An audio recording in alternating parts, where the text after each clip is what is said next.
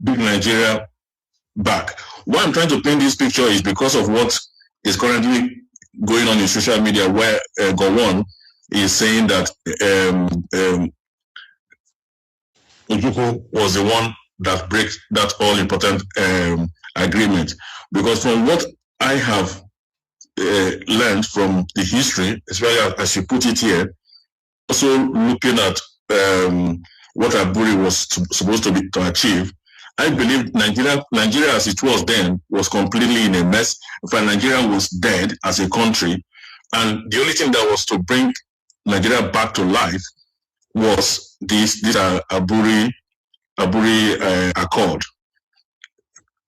So in essence, what I'm trying to highlight is that the last effort to bring back Nigeria and redirect Nigeria, not actually to break Nigeria, was supposed to be the Aburi Accord. Because why I'm saying this is that a lot of people that are against Aburi Accord were saying that it was because it was meant to break Nigeria, right, to bring Nigeria together. But I believe it is the other way around. It was meant for people to come together and live with less suspicion and less fear and still forge on together. That was what it's meant to do, not to dismember Nigeria, but rather to bring Nigeria together. Do you agree with that assessment, that Aburi was to bring Nigeria together rather than to disintegrate Nigeria? Thank you. Yes, I absolutely agree with that. It was the last resort. Some people call it the last bus stop.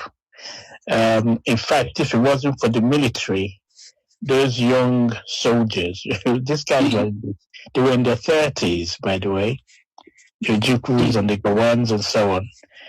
Because they trained together, they went to Ghana together in their training, they went to Sandhurst together and all that. They've been outside and they know each other. They're on first basis.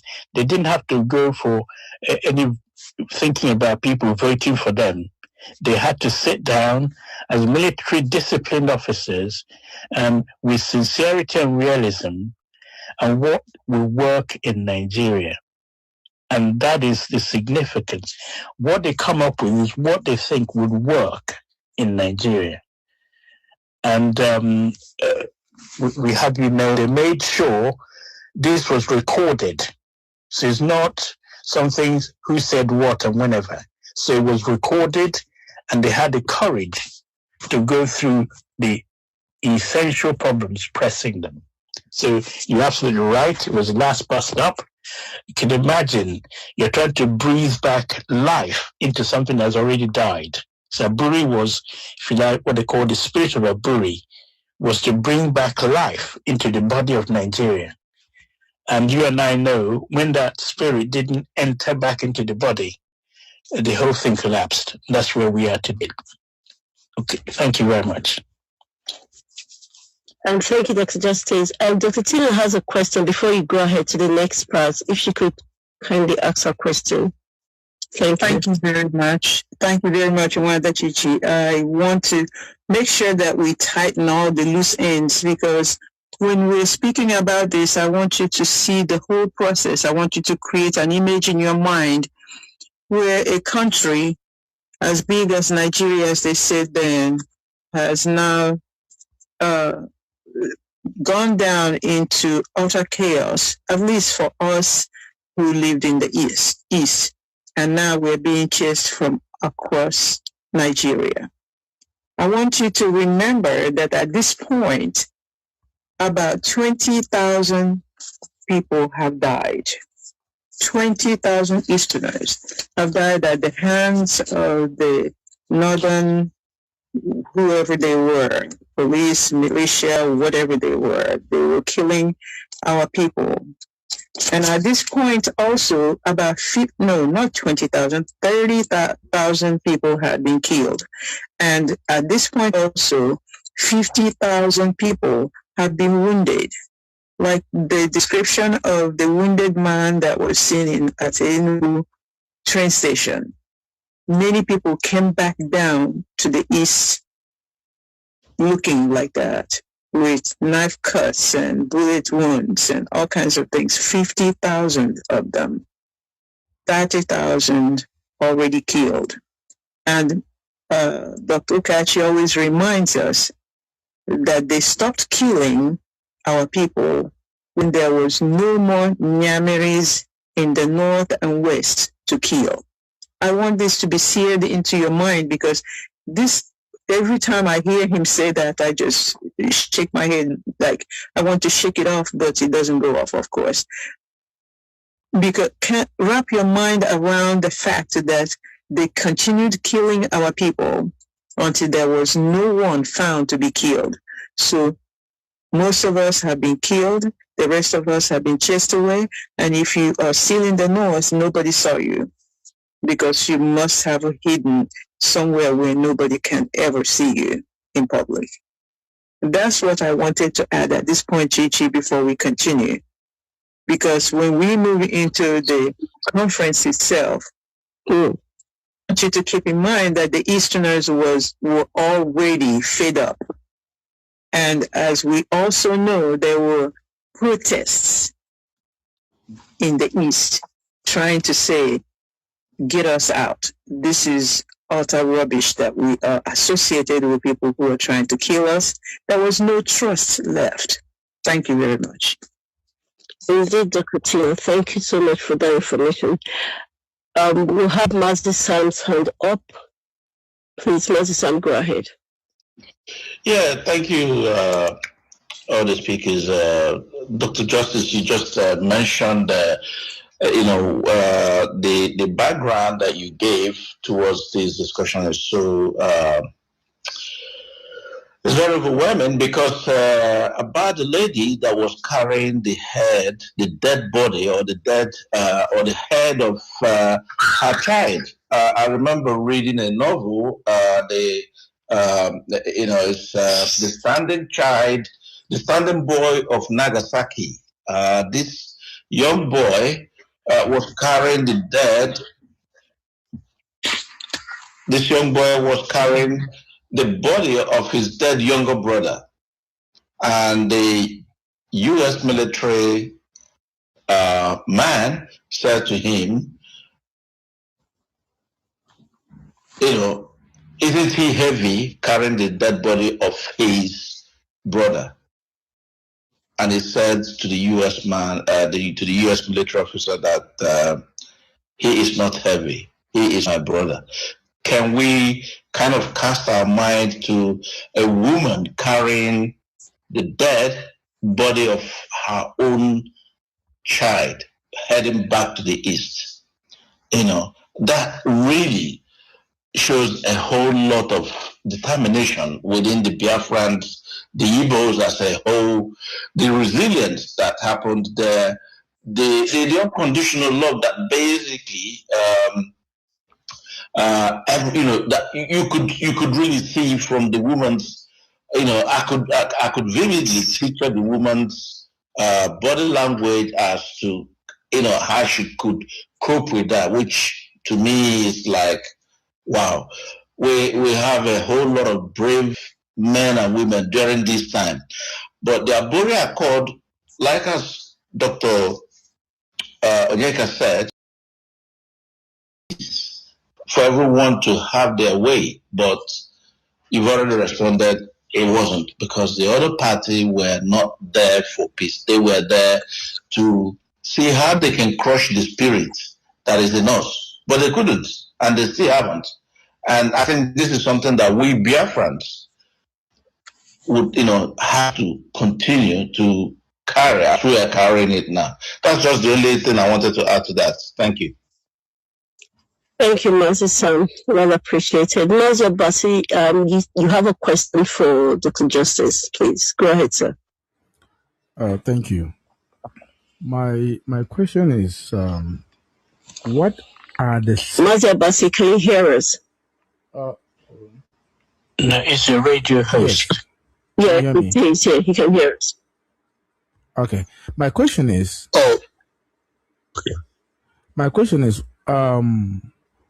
when we talk about Gowon returning home, and reneging on what was agreed in Aburi.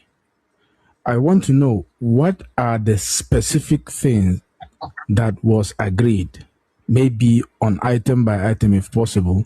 What are the specific things that were agreed upon during the Aburi Accord, and what were the specific actions that he took, upon return, or when he returned to Nigeria, to show that this particular action, contradict this particular aspect of the agreement? Because a lot of people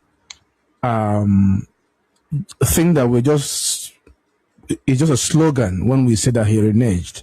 So I wonder if we can bring it to life, specific things that was agreed upon, of which he reneged on upon return, and the action that he took that shows that he did renege on this particular item. Thank you. Thank you. I'll take one more question and then we'll get on. Yes. We have two hands up, Mazi and Jidofo. Do you want to take the last two, sir, please? Take them before I go back in to talk. Okay, thank you. Mazi, please. Yes, my question is a brief one. We are talking about the atrocities committed against the Biafrans who were living in the north. I would also like to know, or also we tell the world, was there any reported atrocity committed against the northern people living in Biafra land by Biafra people? So it appears that all these atrocities we are all talking about were committed against the eastern indigenes. So to balance the argument, I have never heard or read in any book any reported atrocity that the eastern part of the country committed against the northern part who were living in our own region. Thank you. Okay. Thank you, Mazi. Mazi Jidofo. Okay, thank you so much for giving me this very opportunity. The question and also contribution that I want to add to it is, we are heading to Aburi Accord. What led to Aburi Accord? And the Aburi Accord should be an agreement which was not carried on. So before the Aburi Accord, Mazi, I get to understand that before the Aburi Accord, which is Aburi Peace Talk, there has been several attempts to make peace in Nigeria, which if such peace could be able to, if such peace holds, there will not be any need for Aburi Accord. And Excelency took such step. So I want to ask in this very point, how should I put it, what does the Decree 34 says? Mazi, I would like you to educate us about the Decree 34 of the northern leaders who assured the Igbos that nothing is going to happen anymore among their people, which Ojukwu reassured the citizen who fled to the east to go back, and after that they got killed. So Mazi, I would like you to highlight on that very point where Excelency made this step. Is he making this step for his own personal again, or is he making this step to introduce or to bring peace into the country before we continue to move towards Aburi Accord? Thank you. Okay, I think we need to get going, Titi, because otherwise we'll not finish. I was going to ask a question. Okay. Sorry, sir. Why not? Go ahead. My question is very simple. Yeah. I want to know the role or the place of the West African region or African Union into this Aburi conference? Was the Aburi Accord, did it have the support of OAU, or was Ghana trying to nip in the bud crisis brewing in a neighboring state, knowing that a spillover, like they said, will be too much for the sub-region? Thank you. Okay, these are all great questions. I'm grateful for all these questions. I'm going to go very, very quickly in answering them.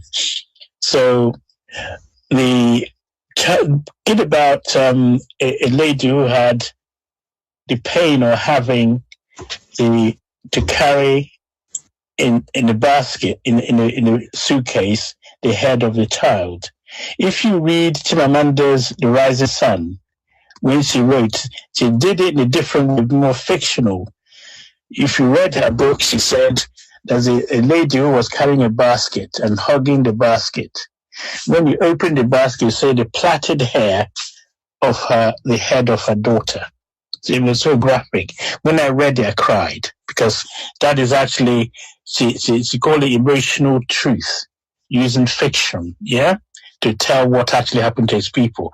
You know, Chimamanda researched, spoke to anybody who she can speak to about what actually happened, and she put it in a book. If you read the book, you understand it more, although it's fictional.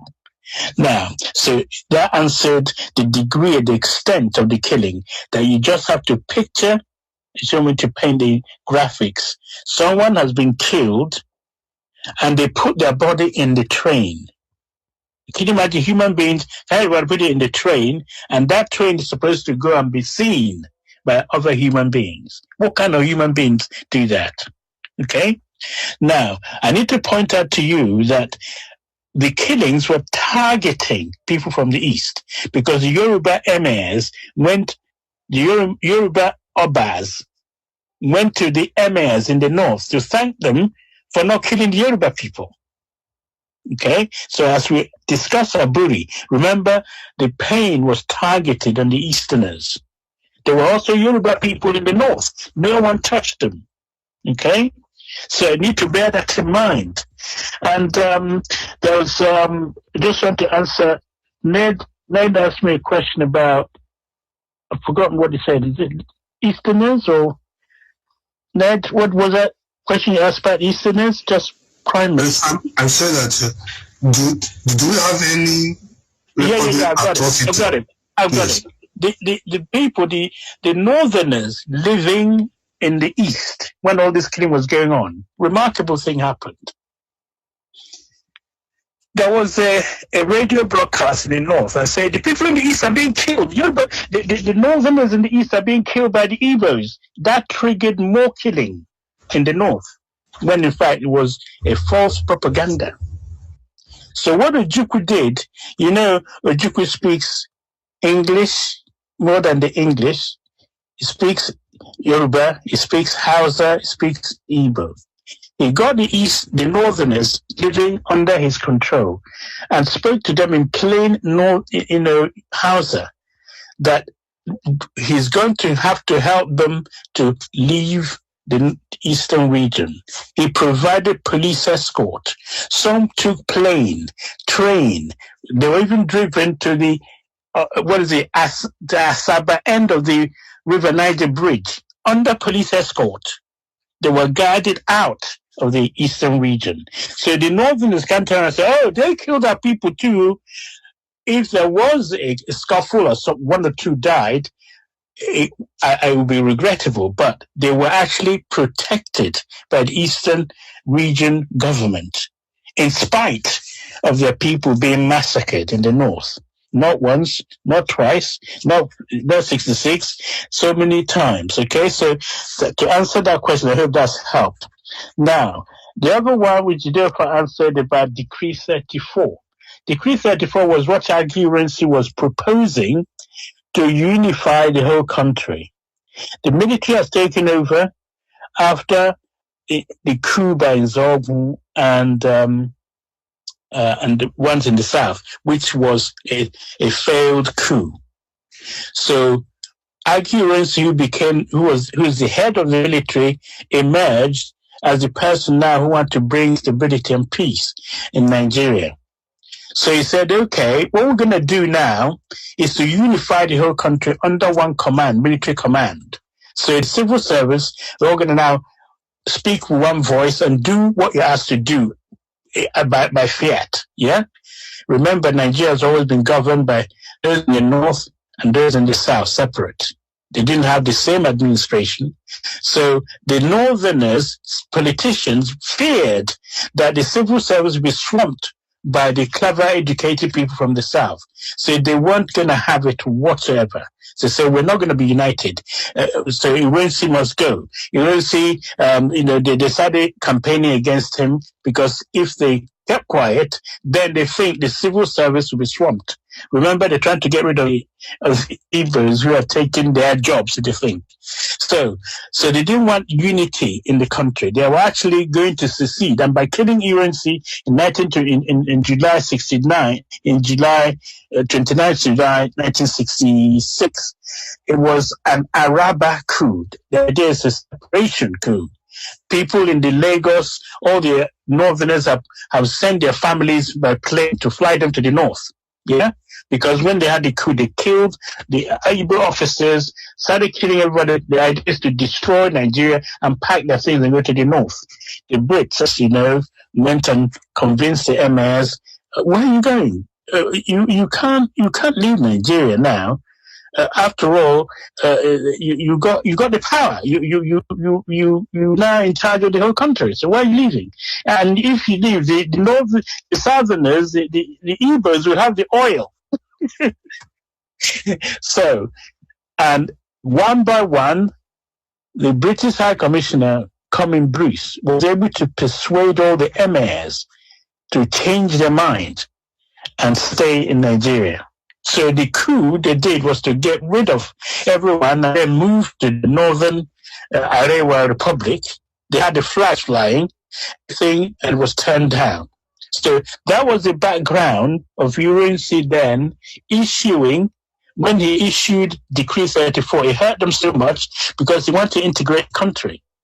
And that Decree 34, he then has to start going from one region to another to try and pacify them. He went to the north, they wanted to kill him. They were advised, don't kill him in the north, don't kill him in the north. They waited till he goes to the west. So when he got to Ibadan, that's where they killed him, because he was talking to chiefs and elders and tried to pacify them to unite the whole country. So that is Decree 34, which immediately when Gowon came into power, because the Decree 34 said, from now on, Federal Republic of Nigeria is abolished. You're now a Republic of Nigeria. You're no longer in regions, but you're in provinces. So you declare them all to all be province. And they didn't like it at all. So they started killing the right away. It took them through about 3 to 4 days. The decree was passed on 24th of May, 1966. By 29th of May, they started killing. 20,000 were killed in May alone. And then, because we had a central government under Excelency, he sent a troop to go and stop them, which Gowon didn't do. Okay, so they were stopped. And then Ojukwu was saying, okay, this is the last sacrifice, you can all go back now. And when they went back and Excelency was killed, there's no more safety valve. So more of them were killed, they all rushed back. So that's where we are now. Now, to answer the last question, which is Excelency's role of West Africa. Well, you'd be happy to know that when the Aburi Accord started, Ojukwu proposed that the minutes and everything about the meeting at Aburi be deposited in the OAU vault. So for the whole African countries, then it's called OAU, not AU, Organization of African Unity. They wanted them to be involved, okay, in the midst and the goings on of this Blue Accord. But what happened? The Nigerian delegation said, no, this is an internal affair. We give this and we cannot have our own problems. So they declined that Mazi Museum, they declined to allow other countries in Africa be involved. in the Aburi Accord. I hope that's answered most of your questions. I've forgotten any. Thank you so much. Let's go to Aburi Accord proper. That will answer Mazi Obasi's question, which is what was agreed in Aburi. What was agreed in Aburi? So if we go straight to Aburi, and that will answer Mazi Obasi's question. Thank you. Mazi Obasi, I've got a list for you of what they actually agreed to, and therefore we then go and see which one we could, and so on and so forth. People, so we're now in Aburi itself. We arrived. I'm just going to send the picture again. The governor, the general who's managing Ghana, welcomed them and means tight security. Okay, he sat them down. They had the table. Nobody's the chair of the table. They're all co-chair men. If you understand what that means. He said there's no table. Everybody needs to sit down and think about this problem and solve it. So he was an African, if you like, a father to them, encouraging them to resolve this problem. Okay? So, and before that, you need to know who actually were the conference, isn't it? The members that are present was Lieutenant Colonel representing the East, Lieutenant Colonel David Ejo representing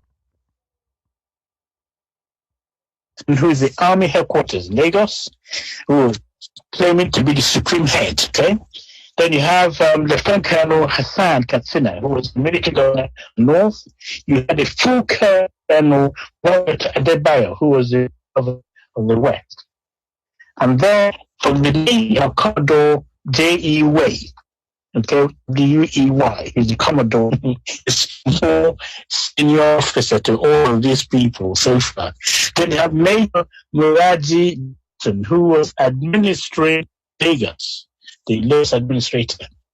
You have the police people, Alhaji Khan Salim, who is the Inspector General of Police, and his deputy is the General Police called Omo Barry, Mr. Omo Barry.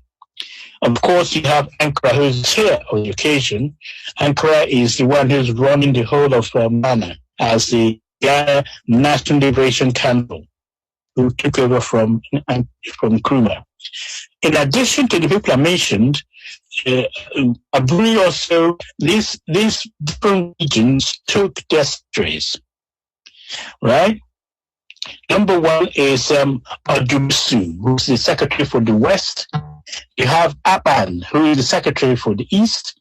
You had Lawani, who is the secretary for the Midwest, and Ali Akilu, who is the secretary for the North. And then you have the permanent undersecretary of the Federal Cabinet Office, the one who's over like a super permanent sec, S.I. Akinzu, who became Oba later on. Okay, so those are the people present. It wasn't just Ojukwu and Gowon. There are lots of people there, and their secretaries, everyone, if you want to, you went to Oxford, but so did Akinzu. So they said to other people, in other words, they're all trained under us. These are military officers. Okay? So they can read and write English, and they knew what happened. The interesting thing was, so Ojukwu was so bright, he killed the composing logic. They had to listen to what he was speaking Oxford. But hold on. Before they went to the meeting, they had a dinner for the meeting. So every corner of those who were represented knew what they were going to talk about. And they agreed to it before they had meeting. So you can't then turn around and say, Ojukwu was putting them to say there, and so on. Okay, so they had, if you like, an agenda which was sent to everybody before the meeting started. Okay, so that is interesting. Now, as the meeting started, I just give you an idea, and then we go into the list. As the meeting was that Ankara told them to be open. Please talk your mind. Just say the way it is. No beat about the bush. I implore you, said, forget the past. Once you are this table, this rounded, because there are no head tail, we can feel that when we finish from here, we should have no cause whatsoever to regret. So they shouldn't leave this table things to forget about. They need to restore the peace. So when you finish admonishing them, encouraging them to make this peace work, Gowon spoke next. And he said, shall we thank you all together? So they all clapped and thanked the general, who then got out of the way for them to start their conference. So just give me the background I started. I've got a book called The Verbatim, line by line report of what happened in me.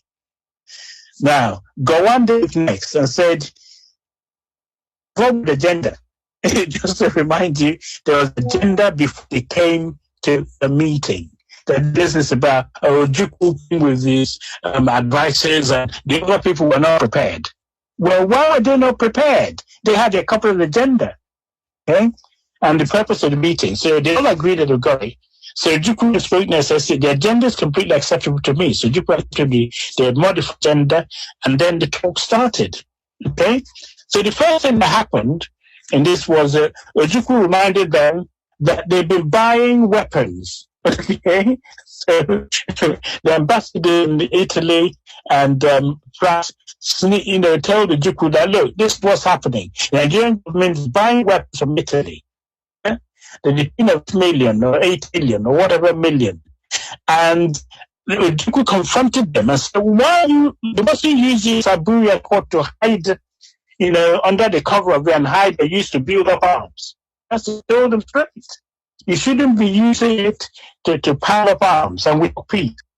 So can you explain why all these weapons were bought and being stored in Kaduna? Hey, so that's an opening sentence. Yeah. So Gowon also said that a plane crashed in the border of Cameroon carrying weapons. And we think it was bound to anybody. So you can imagine, so it's not a laughing matter. So it had to be frank and open with facts and say, this is what we thought was happening. So at the end of that exchange, so one had we ordered these weapons before around July, and therefore is something when he was the chief of staff, he signed for it, and so on. So Ojukwu, after discussion, the idea was, okay, buying all these weapons, there are regions which also need it. So they agreed they're going to share the weapons to all the regions. I don't think Ojukwu got any. So that is just a background. But the most striking thing for me in that meeting was, before I tell you the list of what they decided, was somebody called Johnson, Mobolaji Johnson, who was in charge of Lagos. Yeah? He asked the most striking question. Okay, let me find it for you, and then you understand how the meeting went. When they carried on talking, so when the weapon thing was introduced, they decided they're going to renounce the use of force in settling the Nigerian crisis. That was the resolution 1. They're not going to use force, okay? They're not going to use force to settle Nigeria. We're going to serve a gentleman, not use force to resolve Nigerian problem. Now, Mobolaji Johnson then went and said what has said. He asked, says, my people, in his own dialect, as my people will say, as long as you have rice in your head, there will always be blood in your nails. So that's, they like to introduce idioms before they start speaking. So that's idiom he used. And he said, may I ask one question, gentlemen? Is there a central government in Nigeria? Yeah? Is there a central government in Nigeria today? So that is the crux of, that is when the whole conference turned on its head. Do we have a central government? Dr. Frank, I'm so sorry. I think I raised my hand. I needed to interrupt you to say that what you're saying is just not a narration of some kind of meeting. But before the meeting happened, remember this was a surprise to especially the people in the East. that this meeting even occurred, because they worried about the death or danger that Ojukwu faced by interacting anywhere in the world, especially anywhere in the country, with the northerners, these other people. They were afraid that he was going to be killed. So when they heard that he was already in Aburi and speaking to these people, panic took over the land. Entirely, because they didn't expect to go and talk, because they thought when he goes to do what Nigeria did and ignore everything that has happened to them, they were actually suspicious that Ojukwu was talking on their behalf without them giving him permission. Can you imagine? So Ojukwu went there to seek peace, even though he was saying, we want to get out of Nigeria. Why are you talking peace? Enough of peace. We've had enough of their rubbish. We don't want any more peace. So Ojukwu went against them to go and settle. So it's a very point you made. My apologies, I have to. So I don't know if any of you appreciated all that. So Ojukwu going there wasn't because he wanted desperate. People didn't want him to go because, first of all, his security is important. That's why we have in Nigeria. If he doesn't back,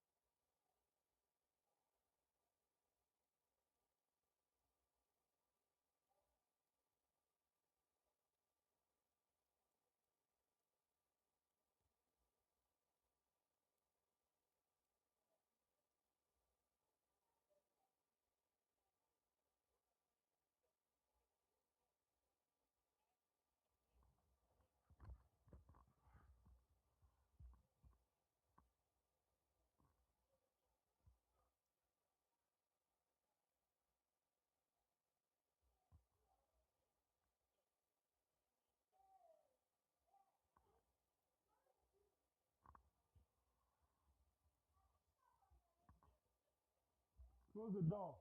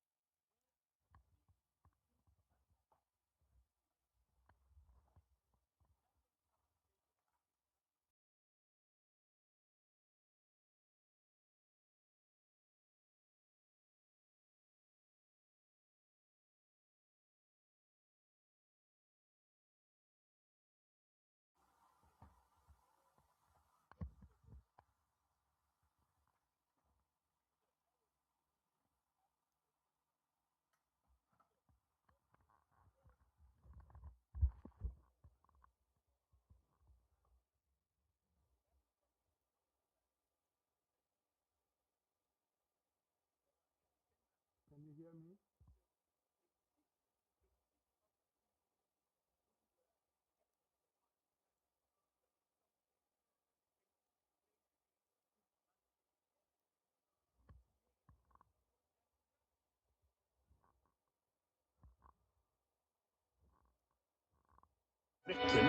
And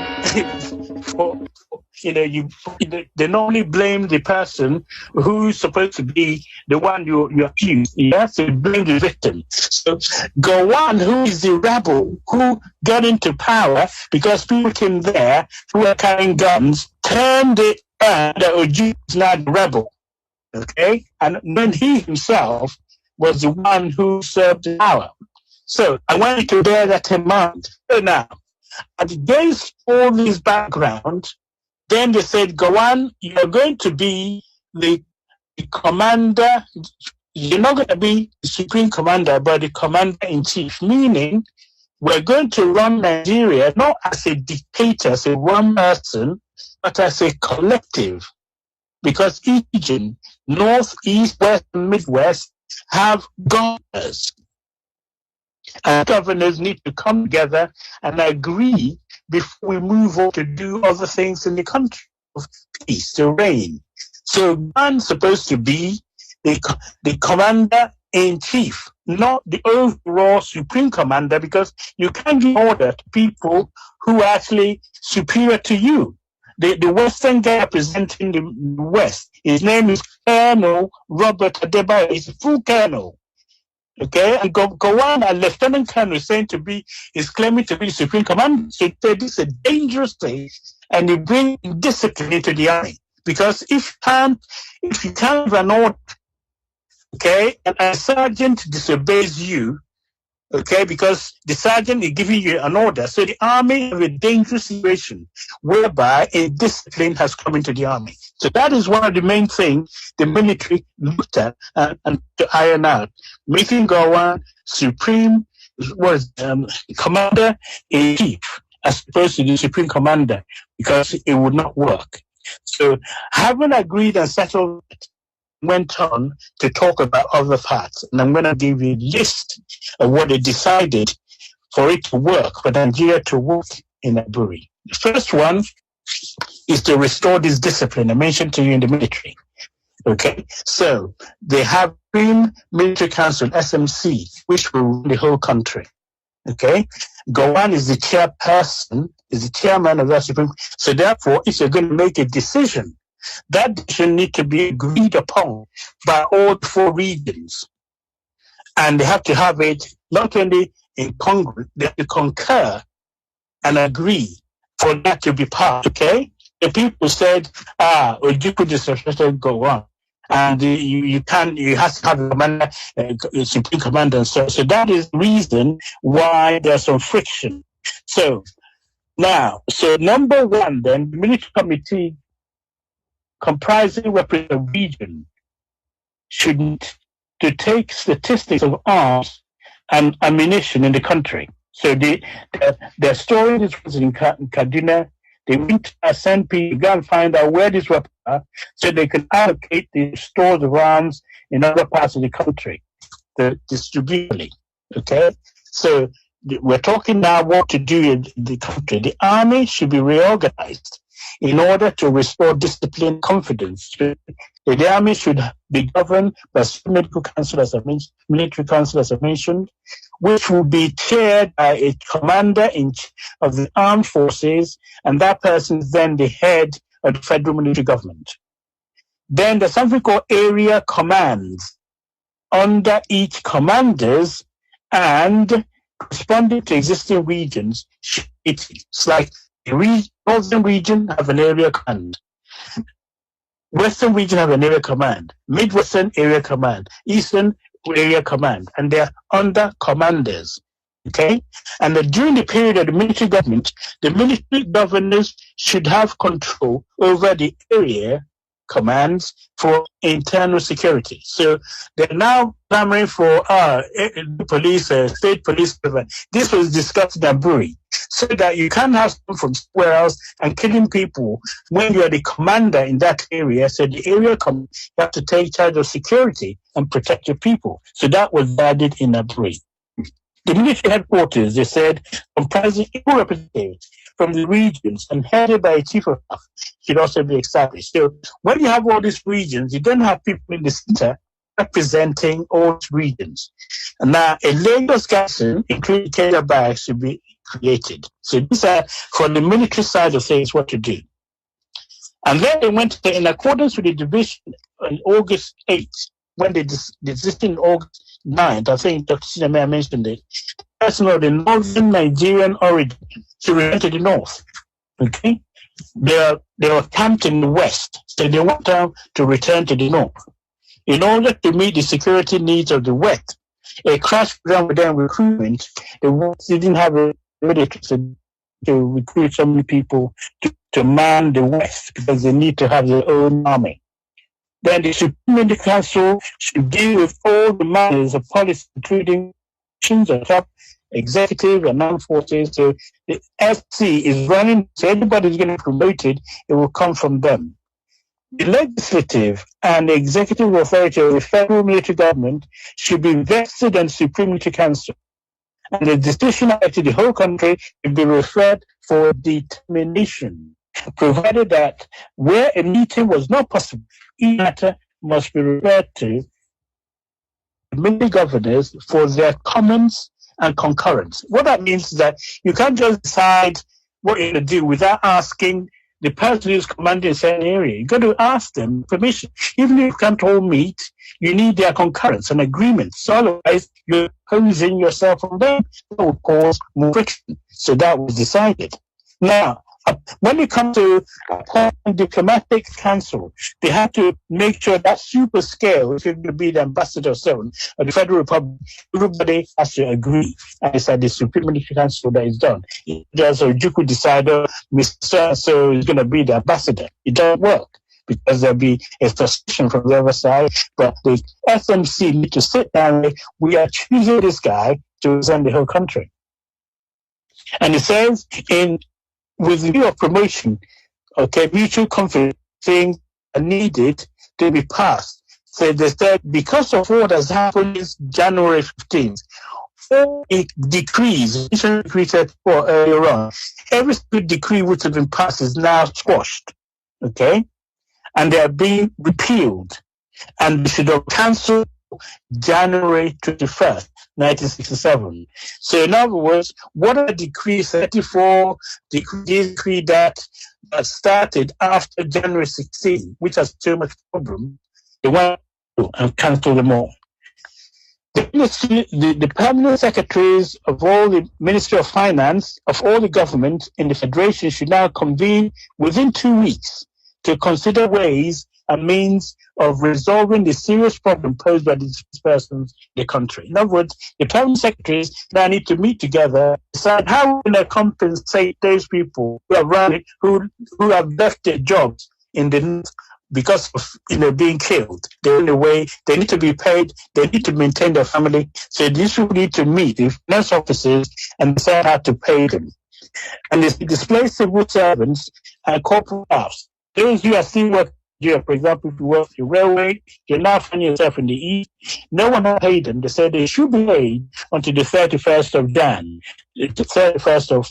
of March, because that's the end of financial fiscal year. They should remain payroll of the government until the end of the payroll. But if they find it, that's fine. If they haven't found a job, then need to be paid until such time as they move on. We're talking about those who have left the East. So Juku is trying to find a way of sorting the lives of those who run away, over 2 million of them, who are working with government, receive their salaries since May. Okay? So how their family, how going to school and so on. So in the Aburi Accord, it was built in that these people should be paid. And what else did they discuss about? Now also to commit the police officer, the police commissioner to meet police in the West, Midwest and North to meet and discuss the process of recovering properties left behind by all these displaced people. Okay? So then the ad hoc committee for constitution should resume their talk because we need to get the military out of the barracks, out of the government and bring petitions back on the constitution that everybody agrees. So accepting a unanimous recommendation of September commenced and then later meeting in the military council. The 11 thing they said was at least the next 6 months, yeah, there should be a purely military government, and nothing should be done with the politicians. They're still angry with the politicians that got them in all this mess. So they don't want the politicians to mix with the military government for the next 6 months at least. And number 12, they said the deceased military leaders, we're not talking Excelency and his host, should be accorded full military honors due to them. So you can see the reason why they shouldn't be in there is Naburi. They're no longer saying that he's missing. Gawan then told Ojukwu in a closed door meeting that Excelency have died. Ojukwu knew, of course, they need to hear it from Gawan. So because if Excelency died, then Gawan have a vacancy. Start thinking about being the Supreme Commander or Commander-in-Chief. So that was earthed in Aburi Accord. So that they decided to their communique to now give military honors to those died, okay? And it's number 13, all government information media, yeah?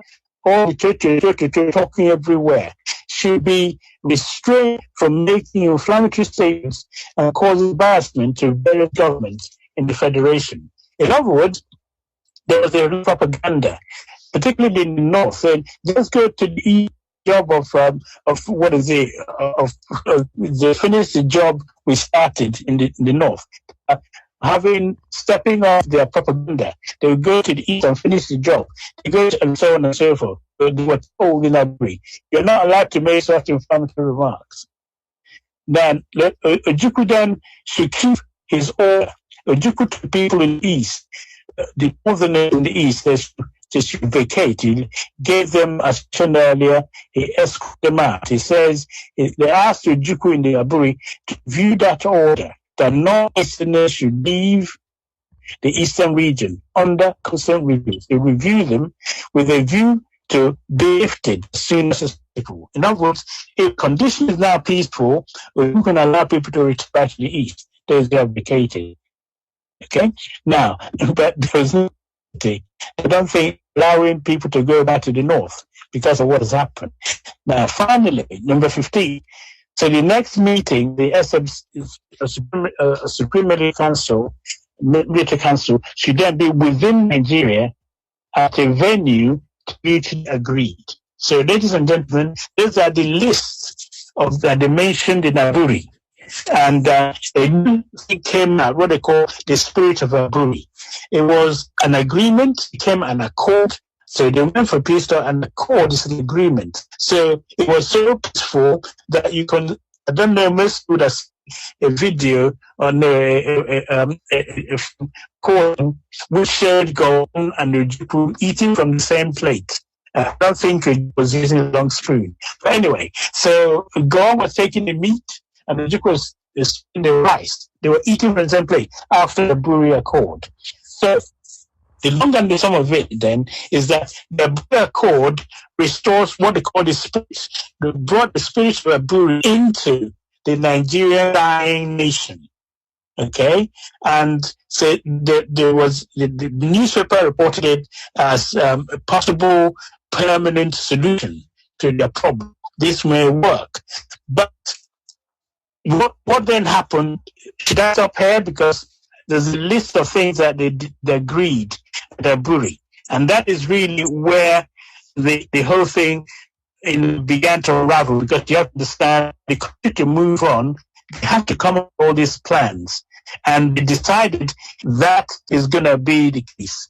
And surprise, surprise, recorded it. It was all recorded and stenographed so that nobody say misinterpreting what they found. So the whole thing recorded, and the secretaries looked through the communique, and Ankara, the chairman, any objection? They say no. Are you sure? They read it again. No objection. Good. They all, and they moved on. And according to Ojukwu, when they're going home, Ankara with Ankara and Gawan, Ojukwu and Ankara put their hands together with Gawan, and they prayed that Kanu was so pleased. He said you should carry on. So Ojukwu said, I want permission that you be the president one to be leader, the head of the government. Okay, so Buri, as a gentleman, the military, or if you like, the officers and gentlemen, are bound by their own words, and they're hoping to go back to Nigeria and salvage what is left of the country. So that is the Buri Accord before the whole thing fell apart. Better pause there for now. Thank you. Thank you, Justice. We'll take some contributions and questions before we move on to what happened when they came back to Nigeria after. Can we have Wadaida? She had her hand up here. Yes, thank you, Wadaida.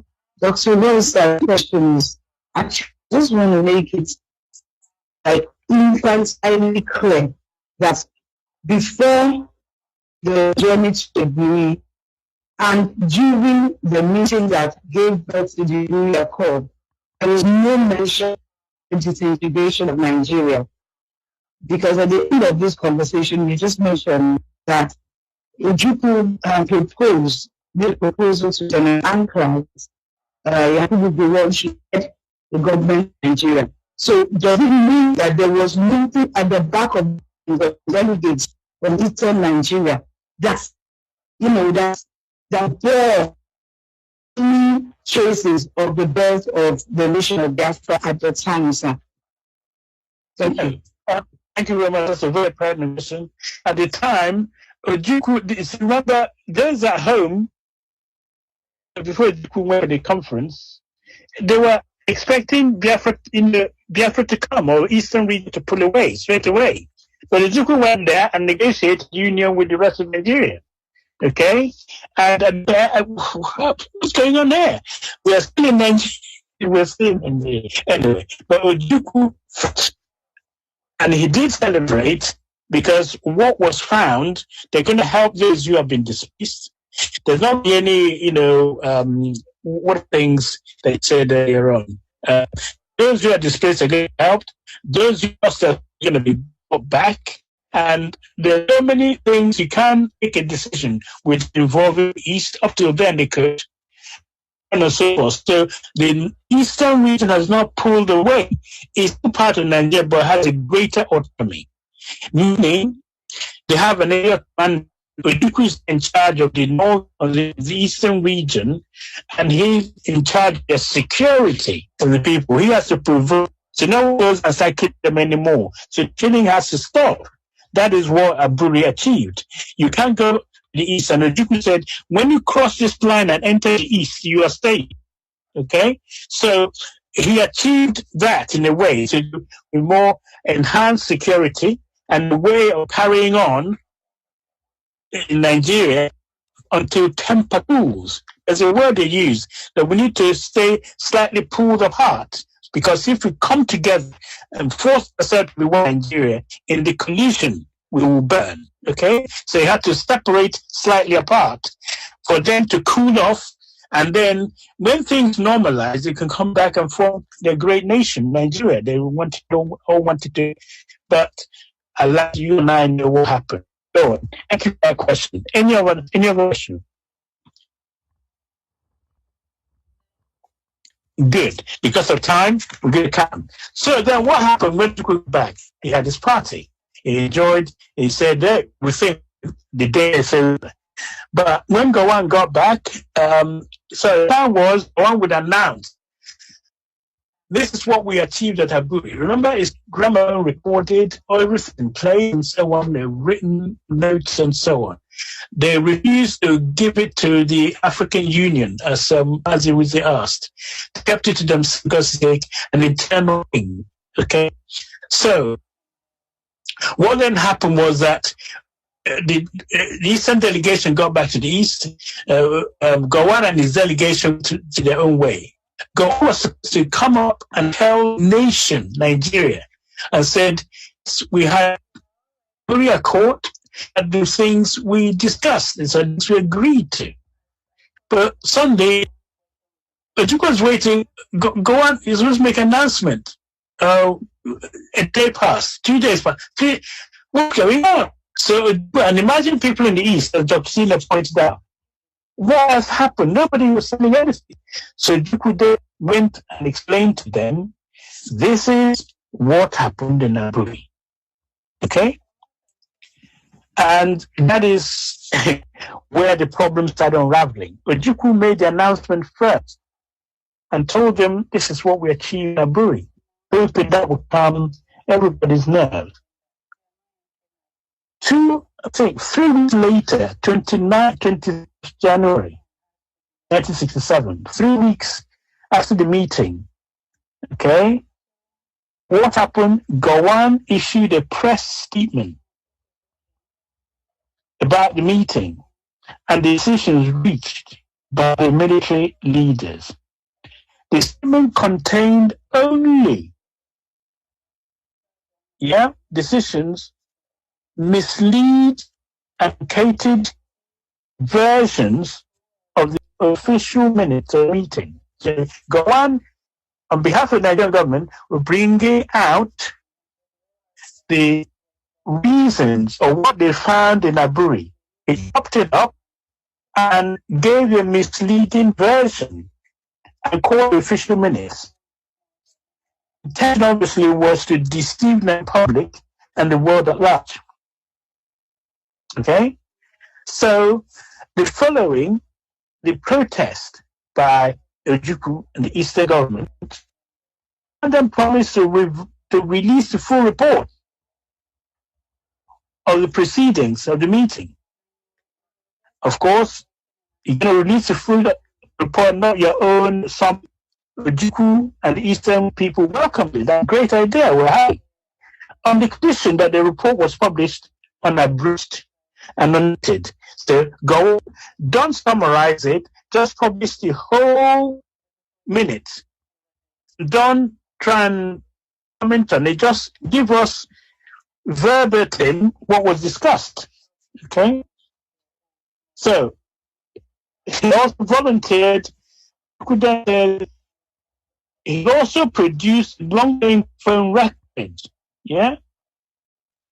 or the proceeding, so the public, general public, not only read, but also hear the exact word of each participant at the meeting. And of course, Gowon then decided to give an edited, abridged version of Aburi proceedings, which is likely to mislead the public. So this is where those things are unraveled. 3 weeks into the Aburi Accord, if I just summarize what I just said, Gowon was able to say something and publish it, and this is what happened. You could tell these people, this is, this is what we find in Aburi. Because one wasn't going to publish it, he kept quiet. What was happening apparently, Gowon was being talked to or advised by the super permanent sex, the secretaries, permanent secretaries, who were saying that he gave away too much to Ojukwu. Hey, what exactly did he give away? And that country is going to pull apart because he had real command. Yeah. So as a result of all that,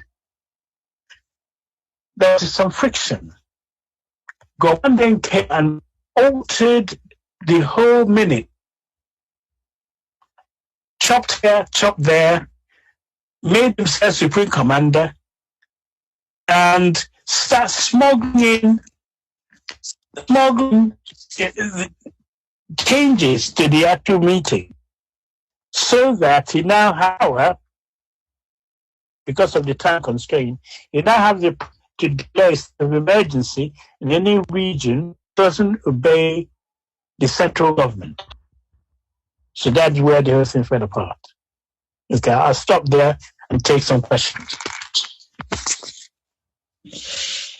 Okay, Dr. Justice. Dr. Tina, please go ahead. You have a question. I have a comment and then a question. Okay. The lesson, this critical point for IPU to really pay attention at this point. There are many lessons to be learned from what happened then to Ojukwu and the East. with Gowon and the line Nigeria, so that we cannot afford. It is critically important that we do not repeat this mistake. The grammar records, the myths are not sent to a larger body in Africa. Nobody saw it except the men, and maybe, I don't think there were women, the men who were in the conference. And then they believed that everybody would go home and everybody would do the right thing because of the Aburi spirit. But on the 6th of, was it 6th of January? 6th of January. Yes. The 6th of January is when Ojukwu was really persuaded by the Easterners who were saying, what went on? What did you do? What happened?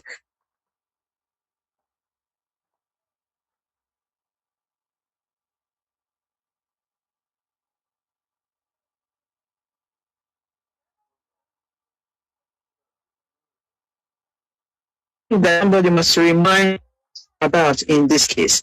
There's a song that we have in our archives that say, go on, Amaga Koko, Romani, Diame.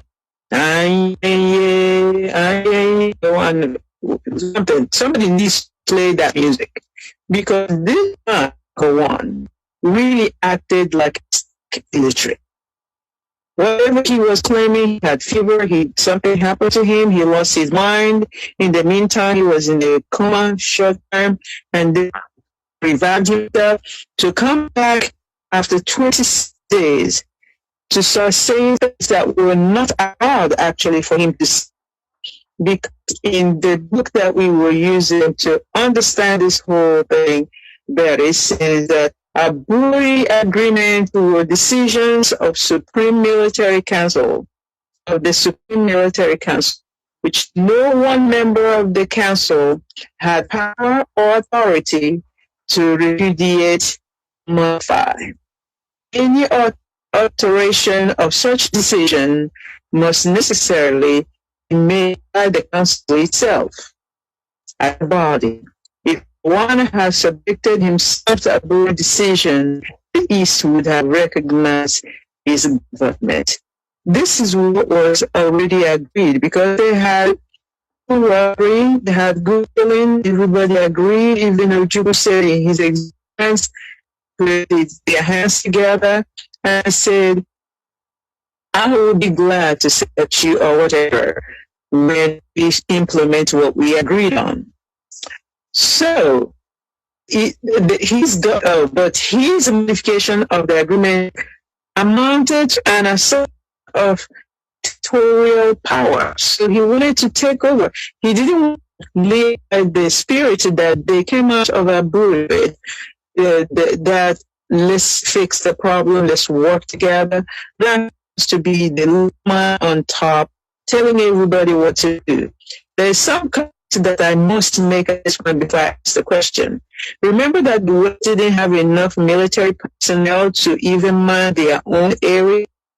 But do you know the same way they and every one of you should be looking at what's on YouTube and everywhere else.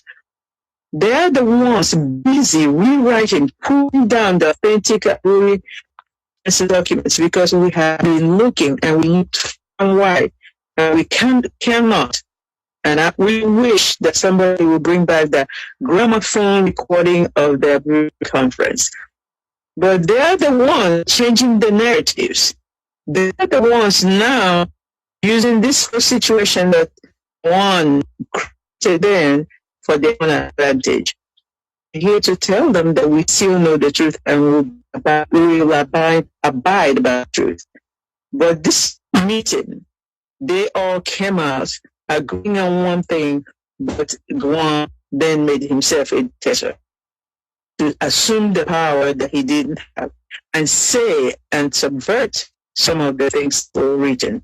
And now we have something totally different. And you know what this to our lives, the havoc that we call the genocidal war. Thank you very much. Thank you. That's very, very pertinent. is understanding the mechanics and how they try to play it out.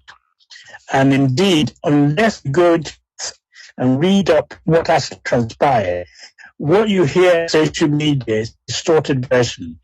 And go on, carry on playing that because the Juku is not around to counter all the rubbish he's saying. He had a fever. If you had a fever, what about the minutes of the thing? Didn't you minutes? You publish it full, not abridge it or try to fine tune it. Publish it as it is. And incidentally, the gramophone record is not just in the East that had it. The one has it. Why can't he play the gramophone record and let the whole world know what happened in Aburi? Okay? So these are the things we have to do. I know time is best. So answer some more questions and then conclude. Yeah, Mazi Wisdom has his hand up for a question. Yes, thank you for the opportunity to ask this question. My question is, before the statement, what happened in Aburi with hope against exception? Why do you say that? I said that because when God reneged on Aburi Accord, I still remember that he said he never knew Ojukwu. To me, he was an individual, was in a military uniform. He never knew Ojukwu took it serious. And I want to say this because it's a crowded deception. We are dealing with British Nigeria. You can say good morning and turn around next minute and say it is good evening. So my question to the lecturer is, have we learned enough? Are the people well informed about this? And what can we do to make sure that our people understand whatever British man says is the truth? Agenda of 1804 is still what is running today. So where do we place them? It's necessary for IPOB to understand this. Thank you, sir. Yeah, that's very fair to answer the question as you would forget. When you go in a paper, a document, and find it, you're right, we should have given it just African Union, should have given to the United Nations, other people for safekeeping. What do you do? We say, "Adi mama," okay? Because in no time, so what we have to do is that if ever we confront a situation, we don't just keep our own copy. We put a copy and give to every country on the planet. So they wouldn't go around and say they didn't know. Okay? So that is the key thing again from to trust them. Some people mentioned to me Takia. Have you heard of Takia? Yeah.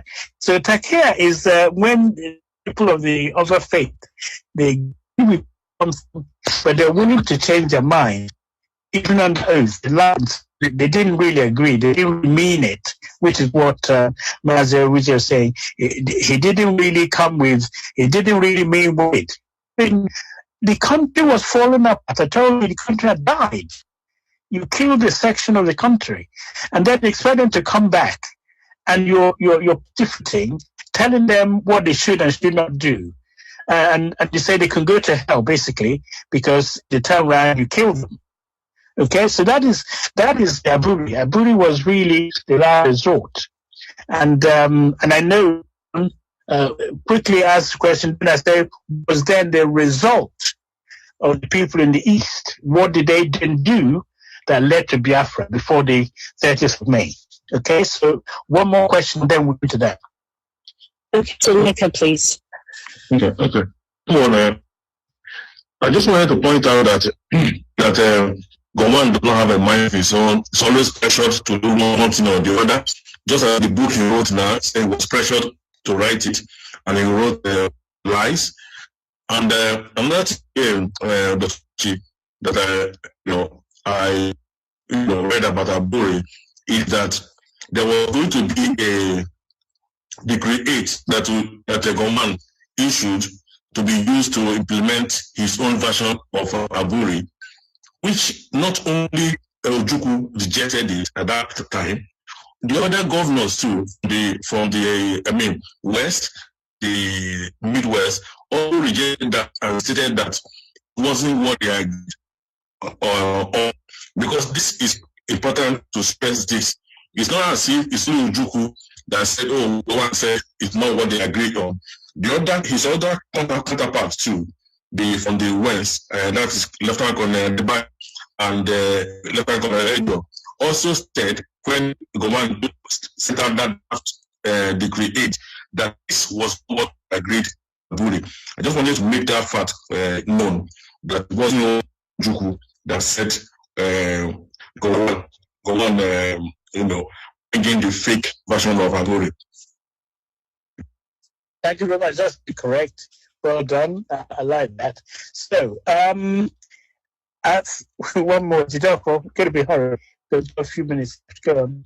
Okay. Thank you, Thank you so much. It's a contribution that I want to make, and I want to draw back a bit. We have thought what led to Aburi, the Aburi actually, which is agreement of peace, and the disagreement is we are. And Doctor, you pointed out the disagreement, what really happened. There are many things that led to the disagreement. And I want to go back to probably before the independence of Nigeria, when Dr. Nnamdi was championing for Nigeria to be free.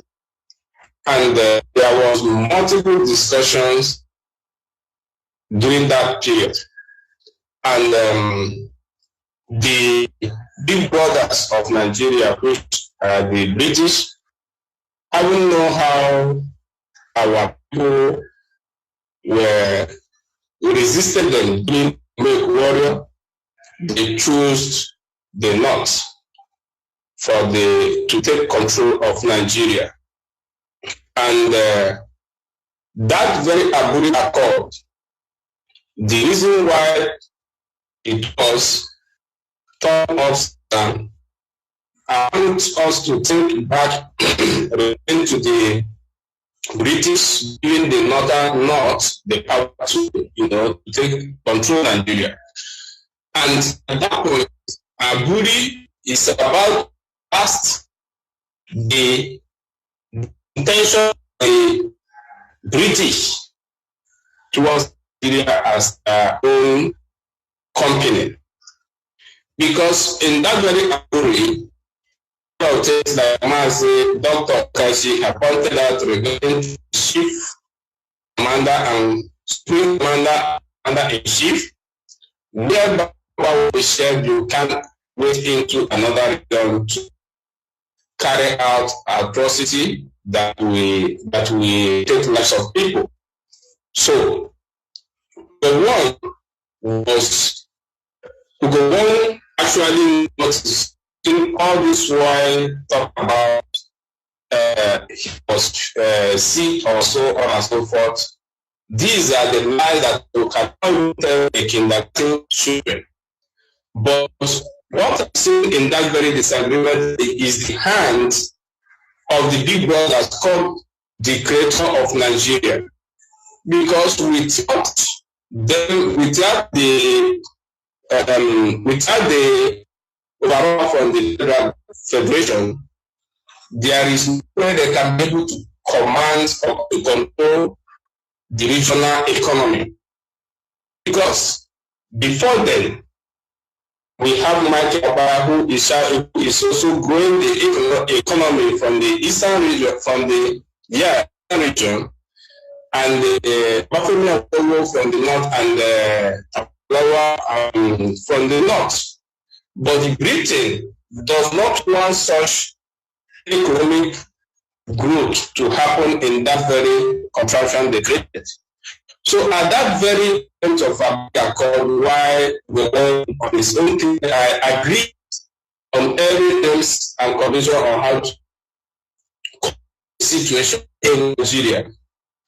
Why returns saw it as destroying their blueprint, because Britain have stated during the war via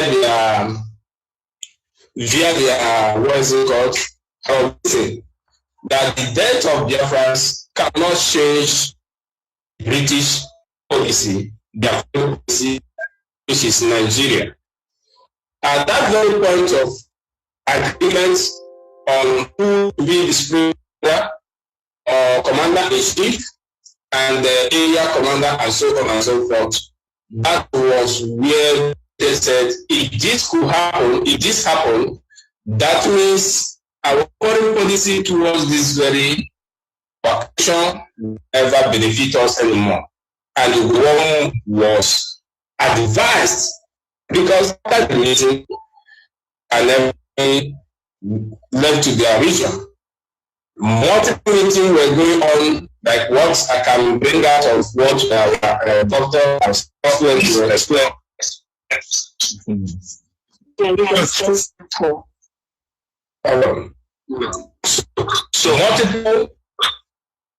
multiple meetings were going on in the north on how to maneuver.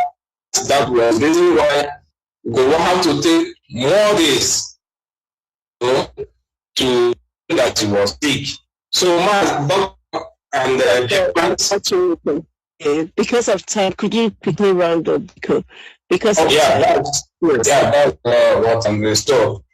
What I say in this very point is because of what the experience of Britain during the Economic Warrior was the reason why they have advised not agree, because the country grew by area commander and the commander-in-chief and supreme commander or right in that area, they will not be able to control Nigeria. Thank you so much.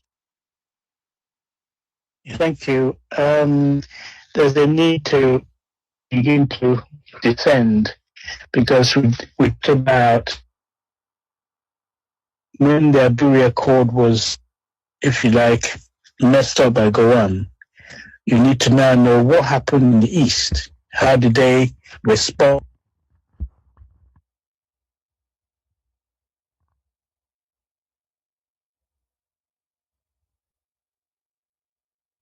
to who was there?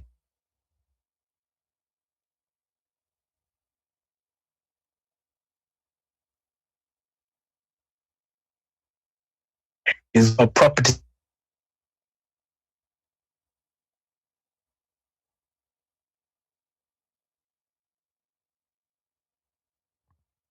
to preserve some semblance of Nigerian unity, so that his people will not get massacred. He also is aware that we don't have any weapons to defend ourselves.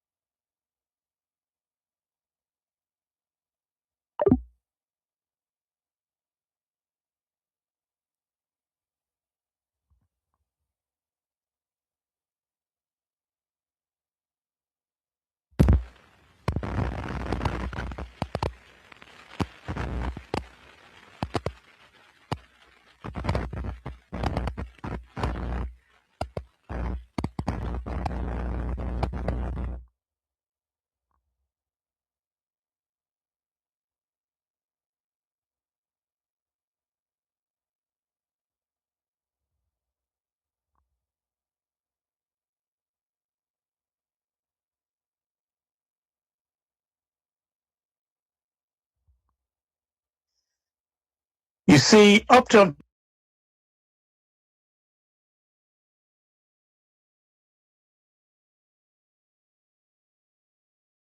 then, like every region in Nigeria, you pay tax, you collect tax and pay it into the center, to Nigeria, and Nigeria then distribute it from the poor to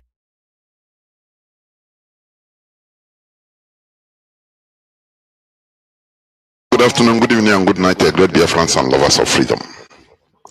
This is Radio Biafra House of Service coming to you through Radio Biafra London. And they receive back from the Nigerian government 40%. So that's feeding and supporting Nigeria. Now, the issue is they really need help to rehabilitate their people. And this time our need, Nigeria is denying it. So Juku said, what I'm going to do at the end of the tax year, on the 31st of March, going forward, when I collect tax from the people in the eastern region, I will use it to rehabilitate their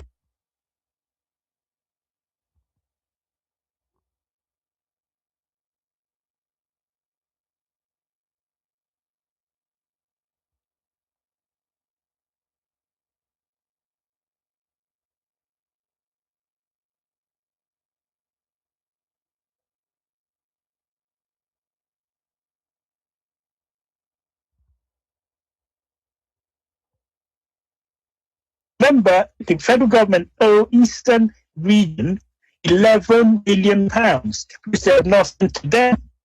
11 million, and there are lots of people who are destitute.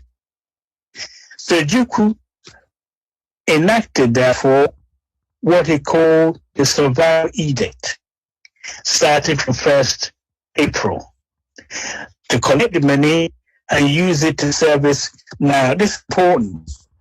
This money collecting is not the revenue from the oil. Hey, in case people say, hey, you see, it's keeping the oil. No. The revenue from the oil by Shell, BP, and Co. pay them direct to Lagos. The Juku couldn't get access to those. So Nigerians get money from the oil. The people where the oil is manufactured, they have a serious need rehabilitation, they're not going to pay it. So Juku is collecting the money, what he can, from the taxes to use it to repay, but then go on when mistake. So you can't do that. And what we're going to do is to blockade you. Can you imagine? Go on, proceed to impose a diplomatic, economic, and military blockade against the East. The war hasn't started. It's already blockading the region for trying to collect the money to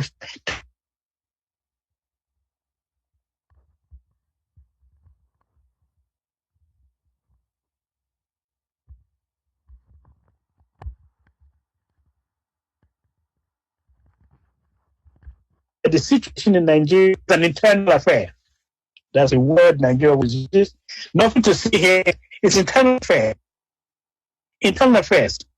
And what did they do? Cut the telephone. They cut telex. They cut letters. So you can't even communicate. They closed the border with Cameroon. And the Cameroon council in Nnamdi was closed. So already he's putting pressure on.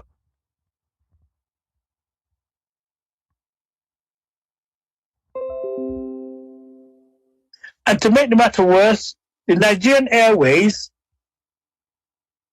on the 4th of April was suspended. You can't fly from other parts of Nigeria into the eastern region.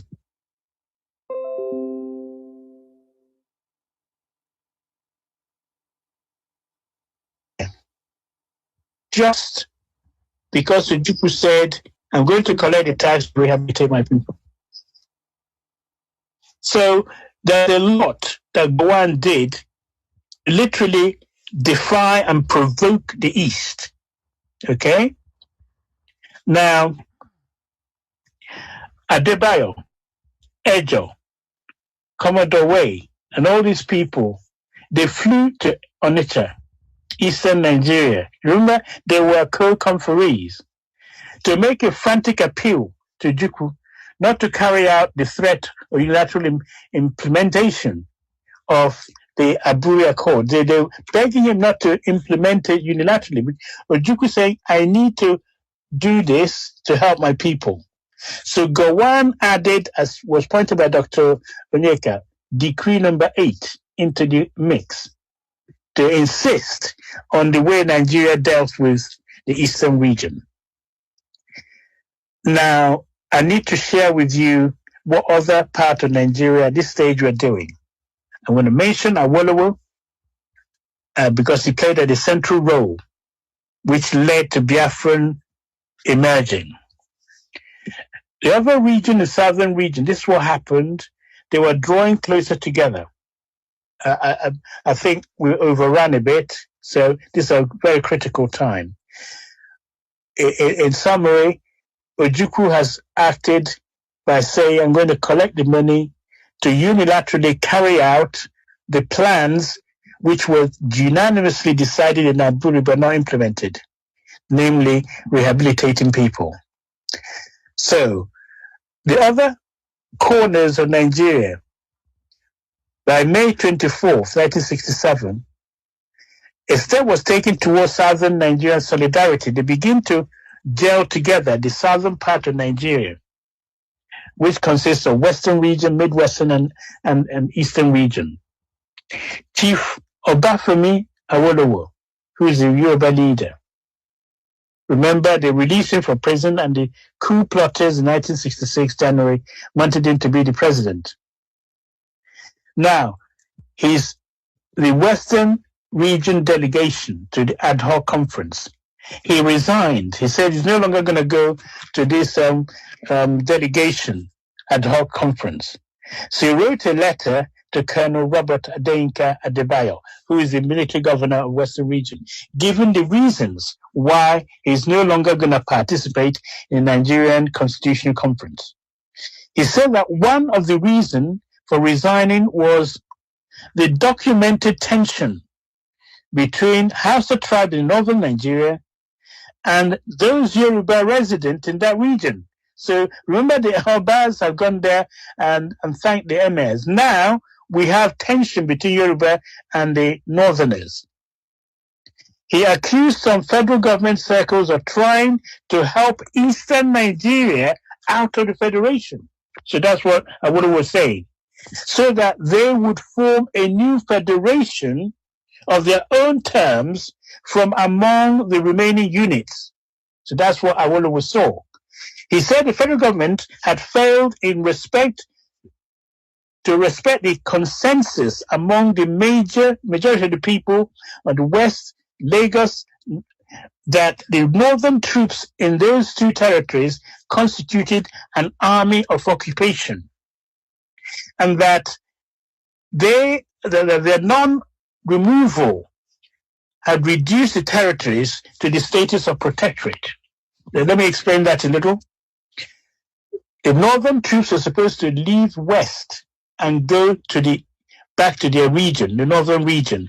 And the Yoruba was supposed to recruit its own military to look after and guard, but instead they're finding being threatened by the northern troops. So Awolowo was speaking of and said, these troops are still in the western region tantamount to army of occupation, which in our Buri Accord, they were supposed to move them out of west, but Gowon refused.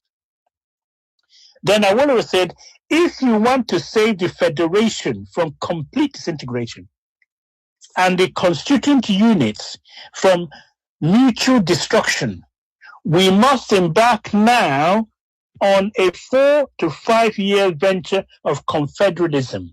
So this word, Ojukwu brought confederation. Well, confederate. Wants to say we confederate. Awolowo is saying, unless we pull apart and be confederates, this country are gonna, we're not going to work together. There's mutual destruction coming. So Awolowo is saying it. May 1st, the meeting of Western Nigerian leaders of thought. Now the Yoruba have to sit down and say what's going on in this country. They declared a stand on the Nigerian crisis in a 6-point resolution. This Yoruba people are saying. One of them stated that in view of the existing circumstances in this country, Western Nigeria will no longer participate in the work of the ad hoc committee, Nigerian Constitution proposal. So it's not going to take part in any meeting to form a new constitution in Nigeria, number one. They would also comment on the program of the Supreme Military Council. They know, sorry, and they would, and would they comment? Hold on, bear with me. Nor would they comment. No longer going to take part in the comments by the Supreme Military Council. There's another resolution they passed, the Europe Leaders of Thought, demand that every effort should be made to keep the East, that's Eastern region, in federation on the basis which recognizes the mutual interest of all the regions, even if this means a constitutional arrangement that is looser than hitherto. And what are we saying? In order to keep the East, there has to be a looser cooperation in all the regions. Another resolution declared that in the event of any component unit seceding or being forced out of the federation, Western Nigeria should automatically become independent and sovereign. And you're following this, that if you force the East out of Nigeria, the Western Nigeria will become an independent state as well. So, addressing the conference earlier, Awolowo stated that in the face of the West, Midwest, and Lagos declared opposition to the use of force in solving Nigerian crisis, which is part of the Item 1 of the Abuja Accord, any military attack on the East could only be a war favored by the North alone. Okay? And you're following. And it says, if the true position of such a war is to preserve the unity and integrity of the federation, then these ends can be achieved by the very simple devices of implementing, for goodness sakes, the recommendations of the committee which met on August 8th and reaffirmation a decision of military duties in Aburi. If you're going to stop a war, this is what you need to do, basically. On January 5th, 1967, as far as the accepting such demand of the East, West, Midwest, and Lagos are manifest reasonable. Then it says, essential for assuring harmonious relationship and peaceful coexistence between them and the brothers and sisters in the North. So let me just quickly summarize all this. I'm saying to you that the Awolowo and the Yoruba people are saying they see what's happening in the East. If you force and kill them and push them out of the federation, Yoruba will become also leave the federation. For it to work, they need to agree with Aburi. So, because of time, what then happened was suddenly the northern emirs, they sprang to action and said, oh, okay, because they know what Awolowo would like to hear. Because the North, he said, the North is for the North. And it's one huge area. Nobody must touch it. And we have to rule the country forever. We must have 50% of the vote. We are never going to be broken into bits. So suddenly the northern emirs and elite are saying, we're willing to divide the North up into sections, into states, provided other part of the country also can be divided. So this is music to the ear of Awolowo. He also wanted the North to be broken up so that there could be more, freedom for everybody, because they are so monolithic and they're threatening to the whole. How can you have a federation where one corner is preponderantly greater than every other sum put together? Unless you break them up into smaller units, other units don't stand a chance. So this is music to the ear of Awolowo, that the Northerners are now agreeing to having more states created. So Gowon pounced on it. Not only did he pounce on it, he bribed Awolowo and gave him the post. Remember, they weren't supposed to involve politicians or civilians for 6 months at Blue Accord.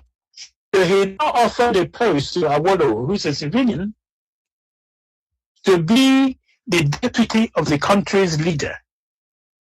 be finance minister to literally run the federation on behalf of Gawan.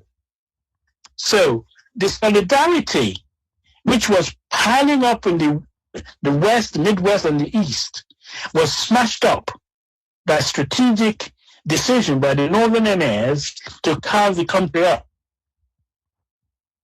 And in so doing, they weakened the solidarity that was building up in the West. So Juku, in fact, Awolowo came to Juku and to have a chat. And Juku is telling him, there's a chance we're going to break off. Awolowo said, give me 24 hours notice before you do that. While all this was going on, Awolowo and Gawan were getting closer together. So, when Ojukwu then started addressing his people, now the anger was sharing up. People are now coming out and protesting on a daily basis. Yeah? IPOB think they do protests and marches. They came, 100,000 demonstrated on this 23rd of May. I said, give us Biafra, we want to separate. They're no longer solidarity march, became liberation marches. People along the east, yeah, Enugu Stadium, 80,000 demonstrators. And the next one was in Port Harcourt, 100,000, they demonstrated. You go to Aba, 200,000 demonstrated, 60,000 Calabar. So every part of Eastern region, they were all demonstrating. And what I like about demonstration is that you don't know what they're demonstrating about. You read the placards. The placards was reading, one of them, Biafra, we hail thee. Nigeria, we nail thee. They're no longer interested. Bye-bye to Nigeria. Declare a sovereign state of Biafra now. These are what the placards are saying. I'm just reading them out to you. Operation Amputation. Okay, and they said, and bury 2 more coffins, the Lieutenant Colonel Gawan and our Hassan Kassina. And then some of the placards says, Aba youth are ready to fight. R.I.P. Nigeria, long live Biafra. This was before declaration of Biafra. So what I'm reading out to you is the impetus, yeah? Be it in Okigwe, Yenugua, Umuahia, Abakaliki, wherever you turn in the eastern region, they are now demanding secession. All right? There is no longer any room to act other than pull away from Nigeria because they've had enough. So Ojukwu called what they call the Eastern Nigerian Consultative Assembly. This was called on the May 27th to discuss the current Nigerian crises with a view to taking decisions on the next steps which the East should take. Now, this meeting was looked upon by all Nigerians, though for different reasons, as crucial. So May 26th approached, the liberation marches in the East was going on, increasing tempo, and as a result of all those meetings, Ojukwu then told them, addressed them, said the East is now at a crossroad.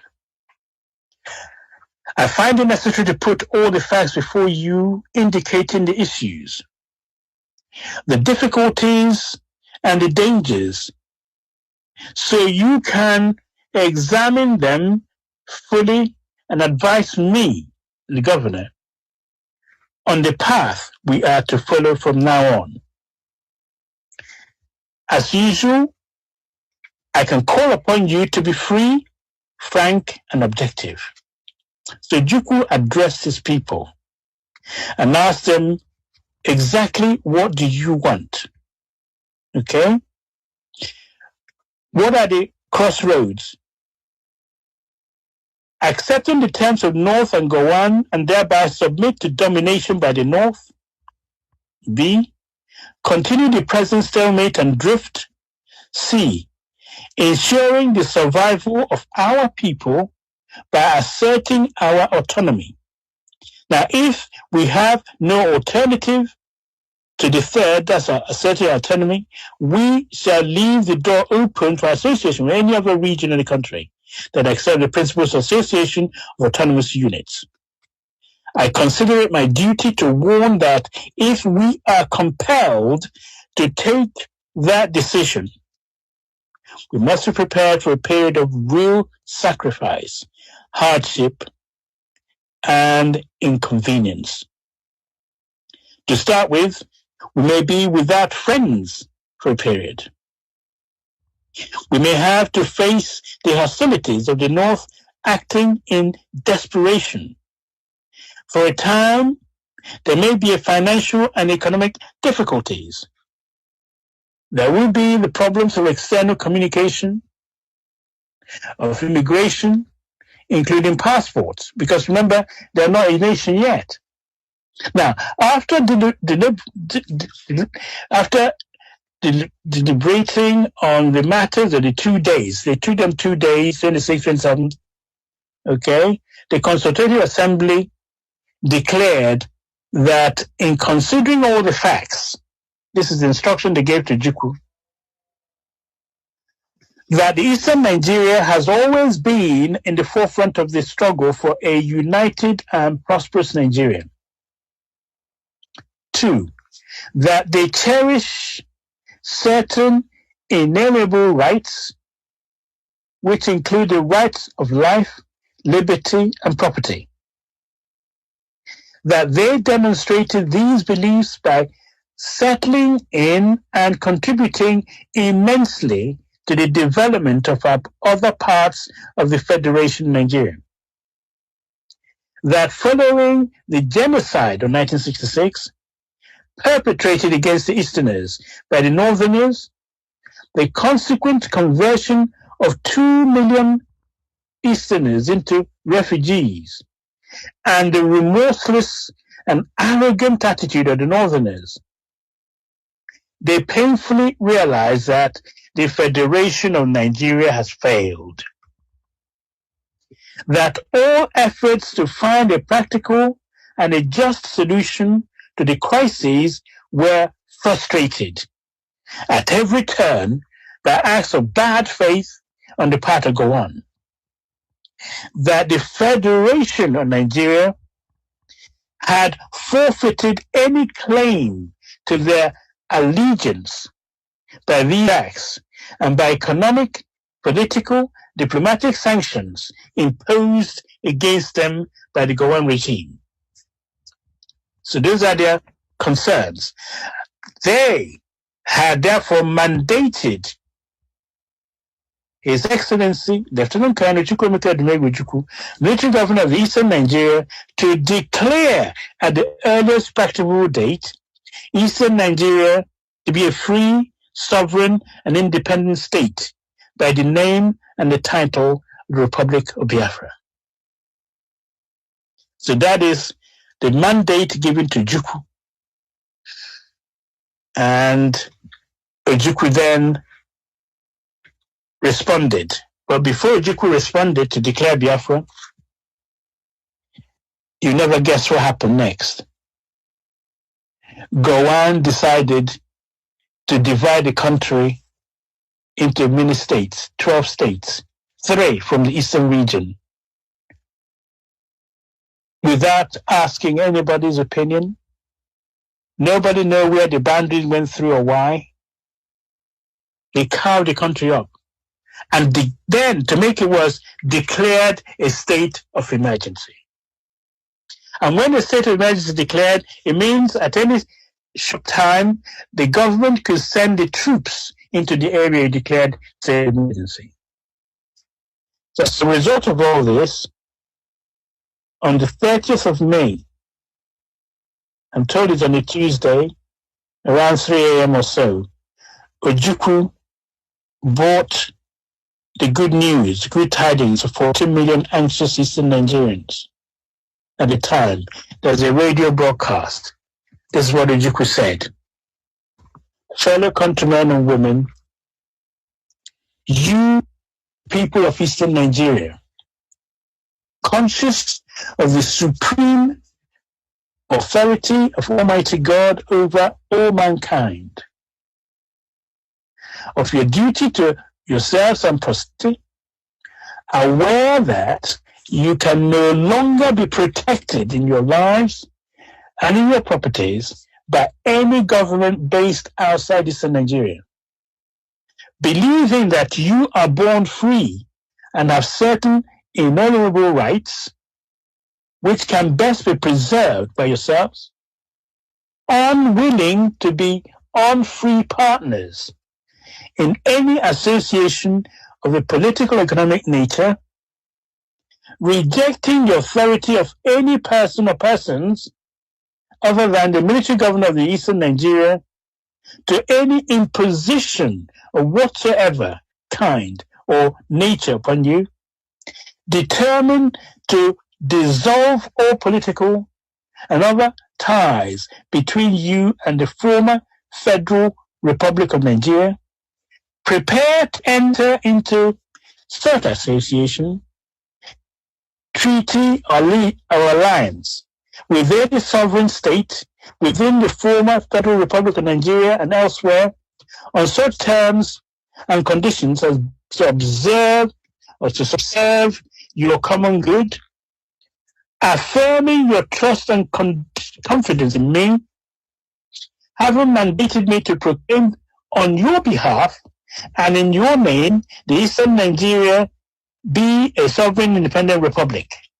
Now, therefore, I, Lieutenant Kanu, Chukwemeka Odumegwu, military governor of Eastern Nigeria, by virtue of the authority and pursuant to the principles recited above, do hereby solemnly proclaim that the territory and region known as and called Eastern Nigeria, together with her continental shelf and territorial waters, shall henceforth be an independent sovereign state of the name and title of the Republic of Biafra. This proclamation was greeted, ladies and gentlemen, with wild and unrestrained jubilation all over the country by joyous crowds who thronged the streets shouting, "Hail Biafra!" School shops were closed, offices were deserted, men, women, even the university students came out in their pajamas, with shared joy and congratulate one another. So Nigeria, a federation created and destroyed by Britain, has unhappily taken a well-deserved seat among the federations that collapsed. Out of its decadence has emerged a young, virile, and amazingly promising African nation, the Republic of Biafra. Ladies and gentlemen, that's it for Aburi Accord. I'm willing to answer your questions, but just savor that for a minute. That we started from Nigeria, we woke up, we were in Biafra. We thank God. Thank you very much for listening. Thank you, Dr. Justice. Awesome. A lot of information has been disseminated as the name Biafra Educational Awareness Dissemination. We thank you so much. Is there any question for Dr. Justice before we call it? Any questions? Dr. Tina, you want to say something? I just wanted to add that I would like to share where we gleaned some of this information from. This book is very popular. It's called The Making of a Nation, Biafra. The authors of the book are Arthur A. Nwankwo and Samuel U. Ifejika. And the subtitle in the bottom is My People Suffer. And I would like you to get a copy, read it from cover to cover. Important that we understand what happened to us and what we are here at this point. So be here to say that there is a country instead of there is a nation instead of there was or the making of. We're still making it, but I want us all to be here to say there is this country called Biafra. So we thank you for listening. Thank you, Dr. Tina. There is a country called Biafra indeed. Mazi, your hand is up, sir. Go ahead, please. Yes, thank you, everyone. Our great lecturer. I want to ask a question. Gowon, General Yakubu Gowon, retired, has made one last public appearance or statement or action or act. I'm not God, but I think that should be his final, that should be his legacy. The publication of a book, My Life of Service and Allegiance, where he told all the lies on earth concerning Nigeria. In my own opinion, I used to think that he was easily manipulated, but I can tell you sincerely from my heart that Gowon was then and is up till now a retarded fellow. Great lecturer, what is your opinion on what Gowon has put out in the public space? Because that book is going to live long after he has joined those he killed. That's my question. Thank you, sir. Well, thank you, Gowon. As a child growing up during the Biafran War, he's never been trusted by any of us anyway. Okay? You only need to look at a video of children who were flown out of Biafra during the war as the last hope of staying alive. The plane brought the reef and is flying out empty. They put children who were about to die on the floor of the plane to carry them out to places like Gabon and so on. When they got there, it took about 2 weeks of feeding before these children could stand, walk around. But when they regained their energy, they were singing. They told the people who are filming them, "I've got a gun." And so it's a wooden stick shaped in a rifle. So what are you going to do with this gun? So I'm going to go and take it, Gowon. So these are children, right? You're going to use the Gowon. So it's inbuilt.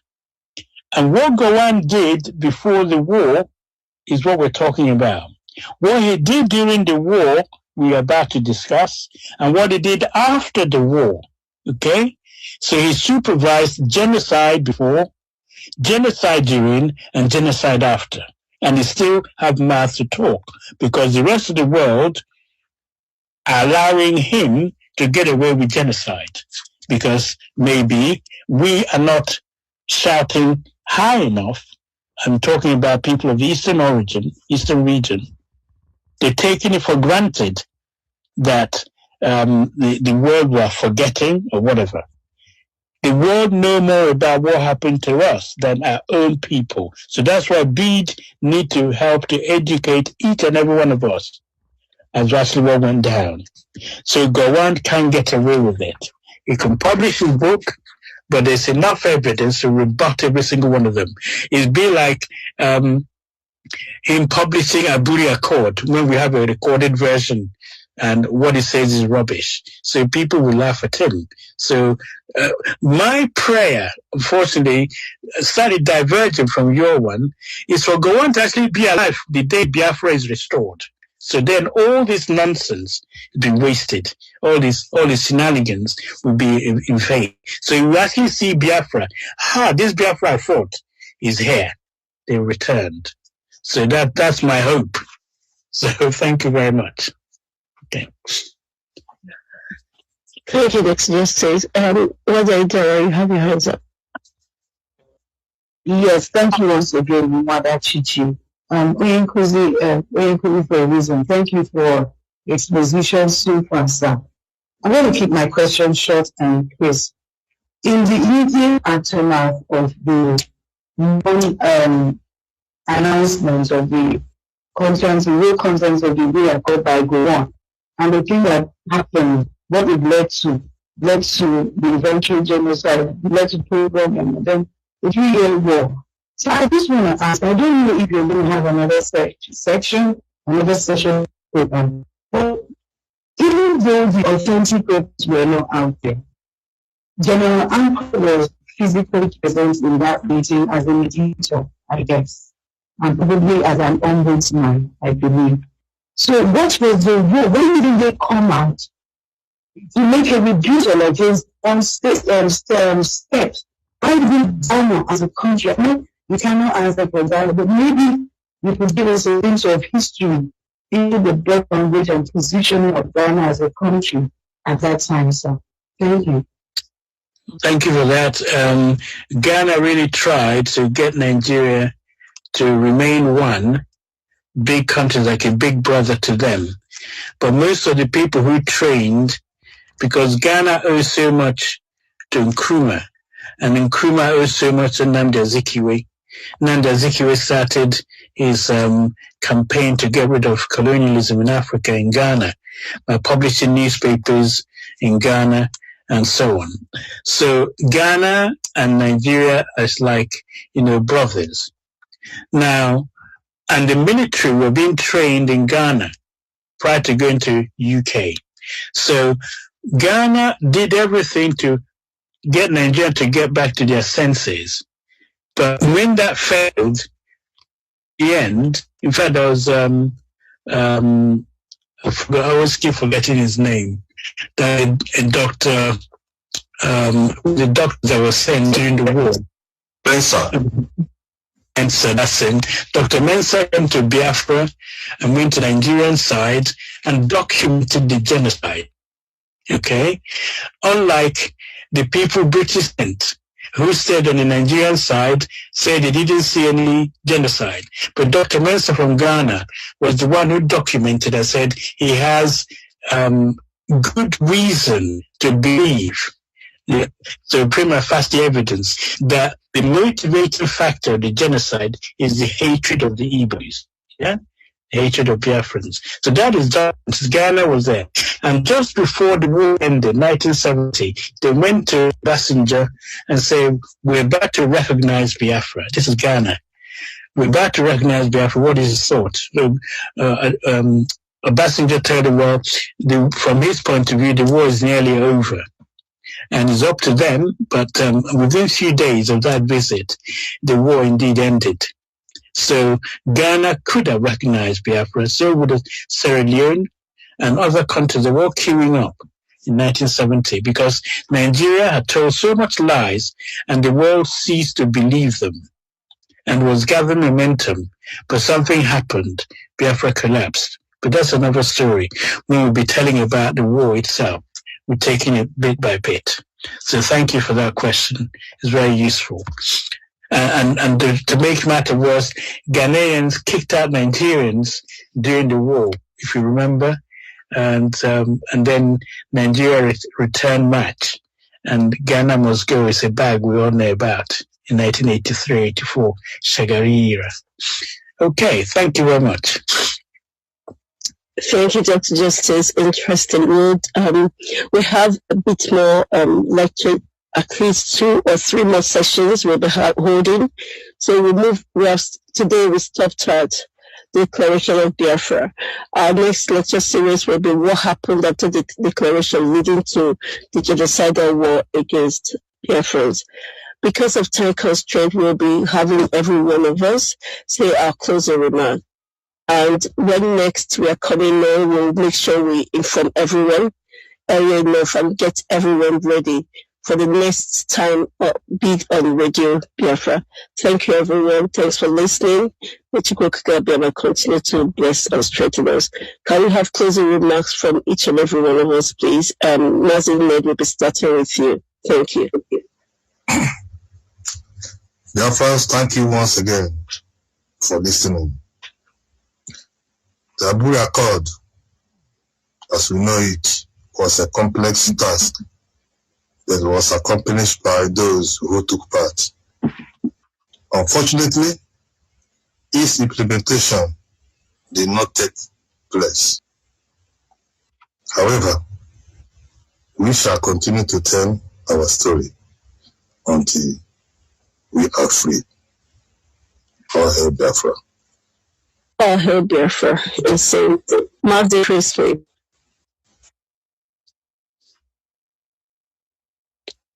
As Chris said earlier, he wasn't feeling too strong. Pray that he gets better soon. Can we have Mother Jara, please? Thank you, comrade.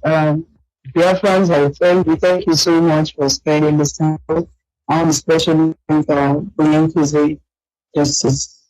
For your insightful, title wisdom into these matters, and the way you are able to tell the stories so profoundly. Thank you, my co-panelists, for you. Thank you, Lady Biafra, for an opportunity, a platform to speak. I wish everyone a great evening from here. Once again, my name is Nnamdi. Thank you. Thank you.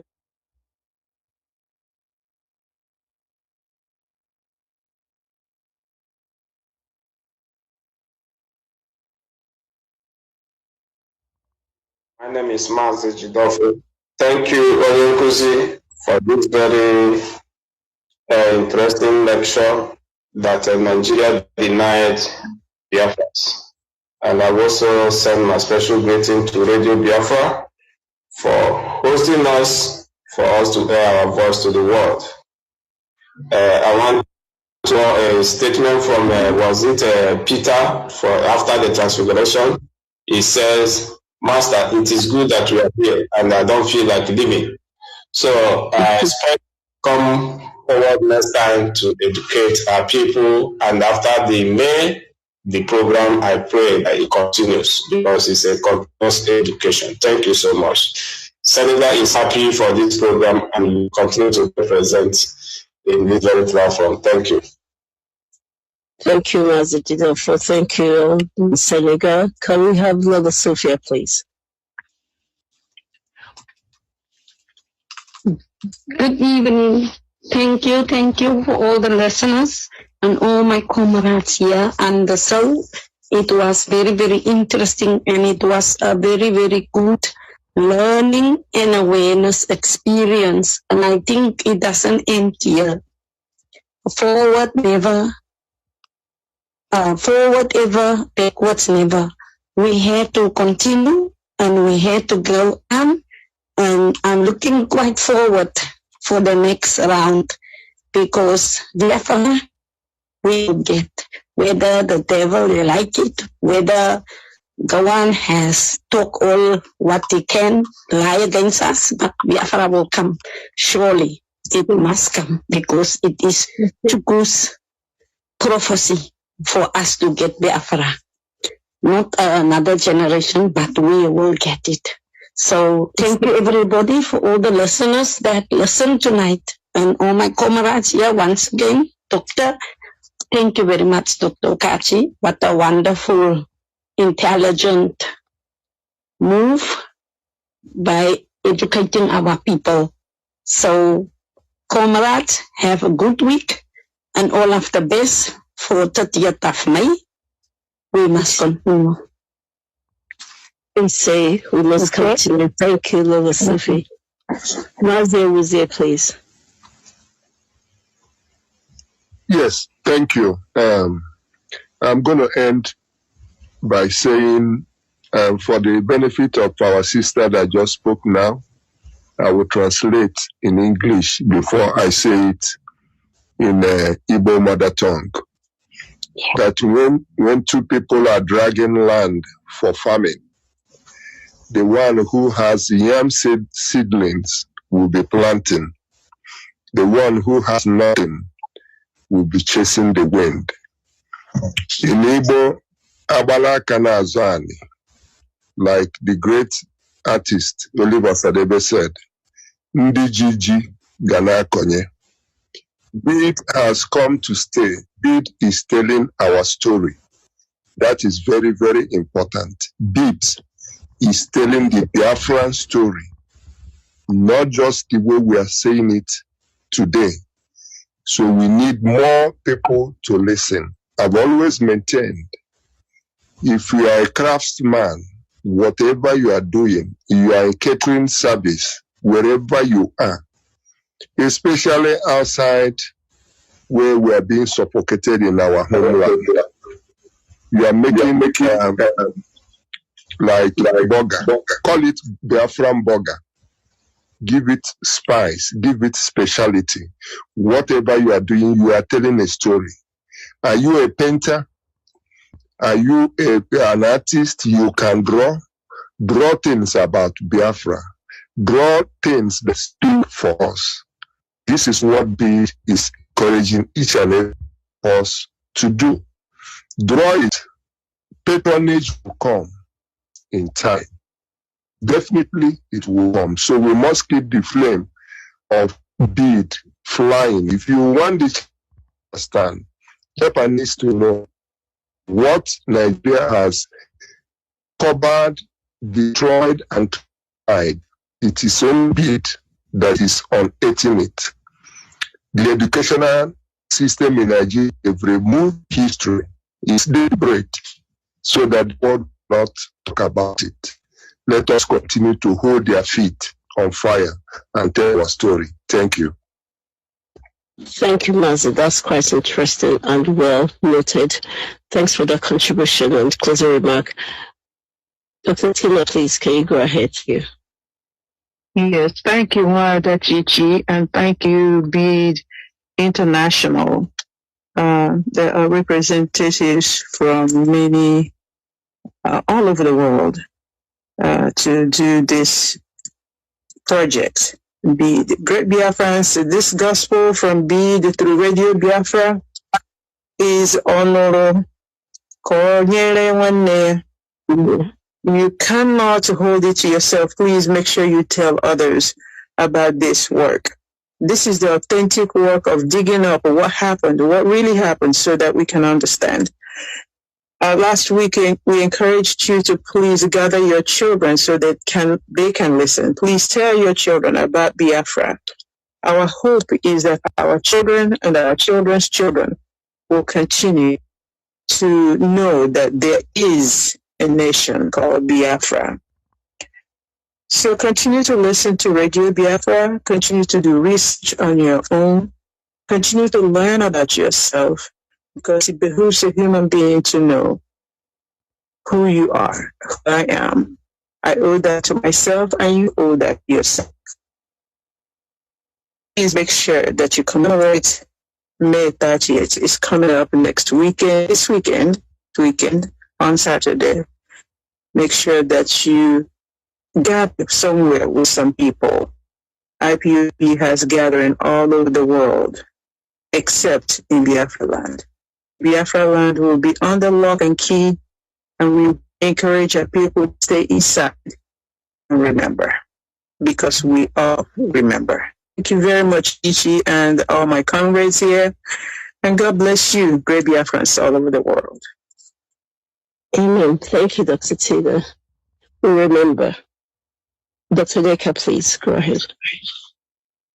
Thank you, our listeners, Biafra all over the world, and lovers of freedom. Without you, we wouldn't be here. This is the second edition of our series of radio program BID Team on unspoken genocide, 60 years on. Today we've discussed Aburi Accord, which was very important to have prevented the said unspoken genocide. Because I have no doubt in my mind that if we have implemented Aburi as agreed, we wouldn't have lost 5 million of our 5 million Biafrans in a senseless genocidal war. But it is what it is. What is important for us now as Biafrans is to learn our history, is to learn what happened to us, learn the lesson there, and then going to come to a point, just like the Jewish people came to a point and said never again. So we should get to that point and said never again. And before we can say that, we need to be aware of our history, what happened to us, and then we resolve that never again that we will be killed in that manner. And the only way we can achieve that certainly is to have our independent nation, just as the Jewish people have Israel. We should also have Biafra as an independent nation, and it's going to come in our lifetime.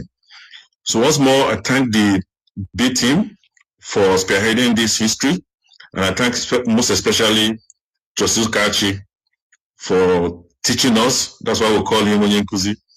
And finally, I thank our host, Mazi. Thank you for bring out your time to host us in this program. I urge all Biafrans to join us in the next series. It's going to be even more interesting than what you've had today. I thank you all, and God bless you. Amen. Thank you, Dr. Deka. Thank you, Mazi, for hosting us.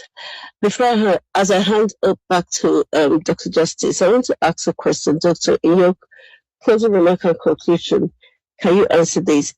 When it comes to crime against humanity and war and cyber war against the people, because Dr. Deka mentioned the Jews, I just remembered, it is statute of limitation when it comes to war crime. Because no one accepted that genocide was committed against Biafrans. Is there, when it comes to that, is there a statute of limitation for them to answer for the war, for the genocidal war against Biafrans? Thank you, Doctor. Thank you, everyone, for listening. I yield back to Dr. Justice. Thank you.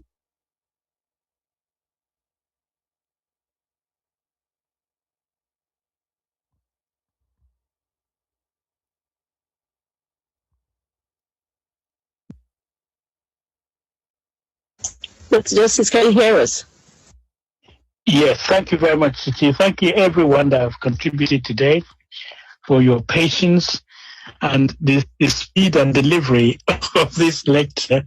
I apologize if it was a bit too rapid. There's so much information to offload. But I hope overall we got the idea why Aburi, I'm told it's pronounced Ebri, where the Ebri Accord became a discord. If we stopped there, that would have been okay, but it's led to millions of people being killed unnecessarily. And if that was all there is to it, you and I would not be talking. They're still being killed. Not only has the killing extended outside eastern region, it's now gone even to Gawan's own land. So he messed up, and those who advised him to do so, but the consequences, 1 million people have died. But unless we go in and dig out foundationally all that went down, we will never understand it. We will hear, Ojukwu blocked Aburi. Which part did Ojukwu block? He wouldn't tell you. They just talk rubbish.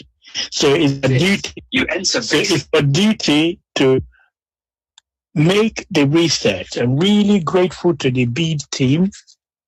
We're now beginning to appreciate the importance of reading from the source of those who were there at the time. And then you see graphically that everything that was supposed to have been understood by the planet is there, waiting for us. We have 24/7 electricity, where most of us are. So there's really no excuse. We need to dig out this information and let not just our own people, our generations and the ones yet unborn to know the true history of what happened to those in the eastern region of Nigeria, which are now called Biafrans. So I commend you to read around, and as we plan to tell you more about what happened, I'm focusing mostly on the killings, hoping that the killings will stop. And Ojukwu said, when you cross this line, you are safe. I want to be one day cross the line in Biafra, where I am safe. And believe you me, if any of you was here at the time, the day Biafra was declared and you're in Biafra land, the amount of joy and happiness that permeated everywhere. They started renaming whichever pub you have. It's a Biafran this, Biafran that, Biafran University of Nigeria, University of Biafra, please. What are you talking about? BBCR, they got there before us. Let's call it the Broadcasting Corporation of Biafra. Hey, can you imagine? We can't call it Biafran Broadcasting Corporation because BBC got there before us. But we call ours the Broadcasting Corporation of Biafra. Come and see ingenuity of people. So Biafra opened up the talent of our people. But 6 weeks is all they had before Nigeria invaded to come and finish us off. 6 weeks of freedom. And then that led to 30 months where they proved they have every right to live on this planet with their ingenuity, their discovery. We will discover all this.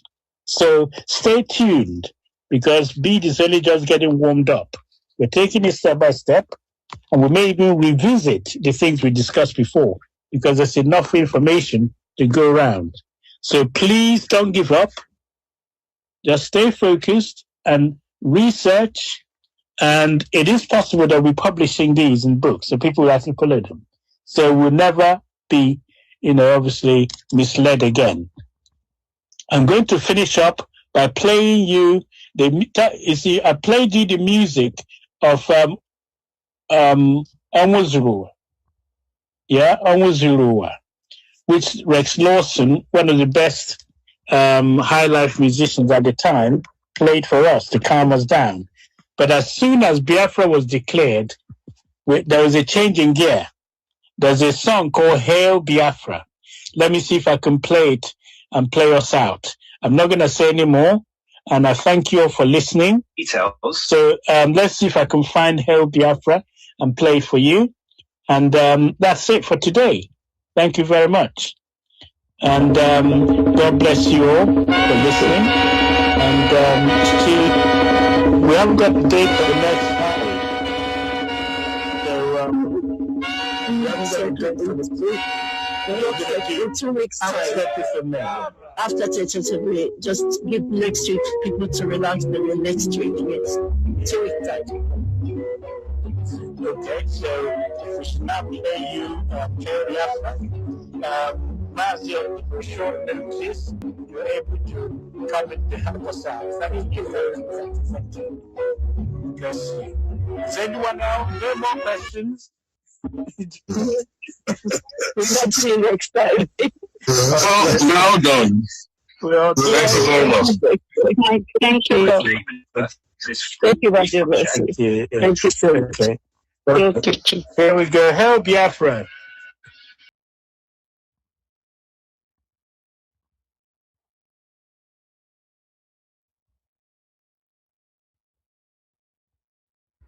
Thank you very much, Beats. And we have come to the end of this presentation.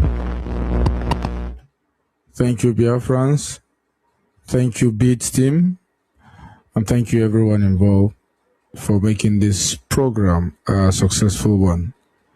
Ndewono umochineke ke emesiano.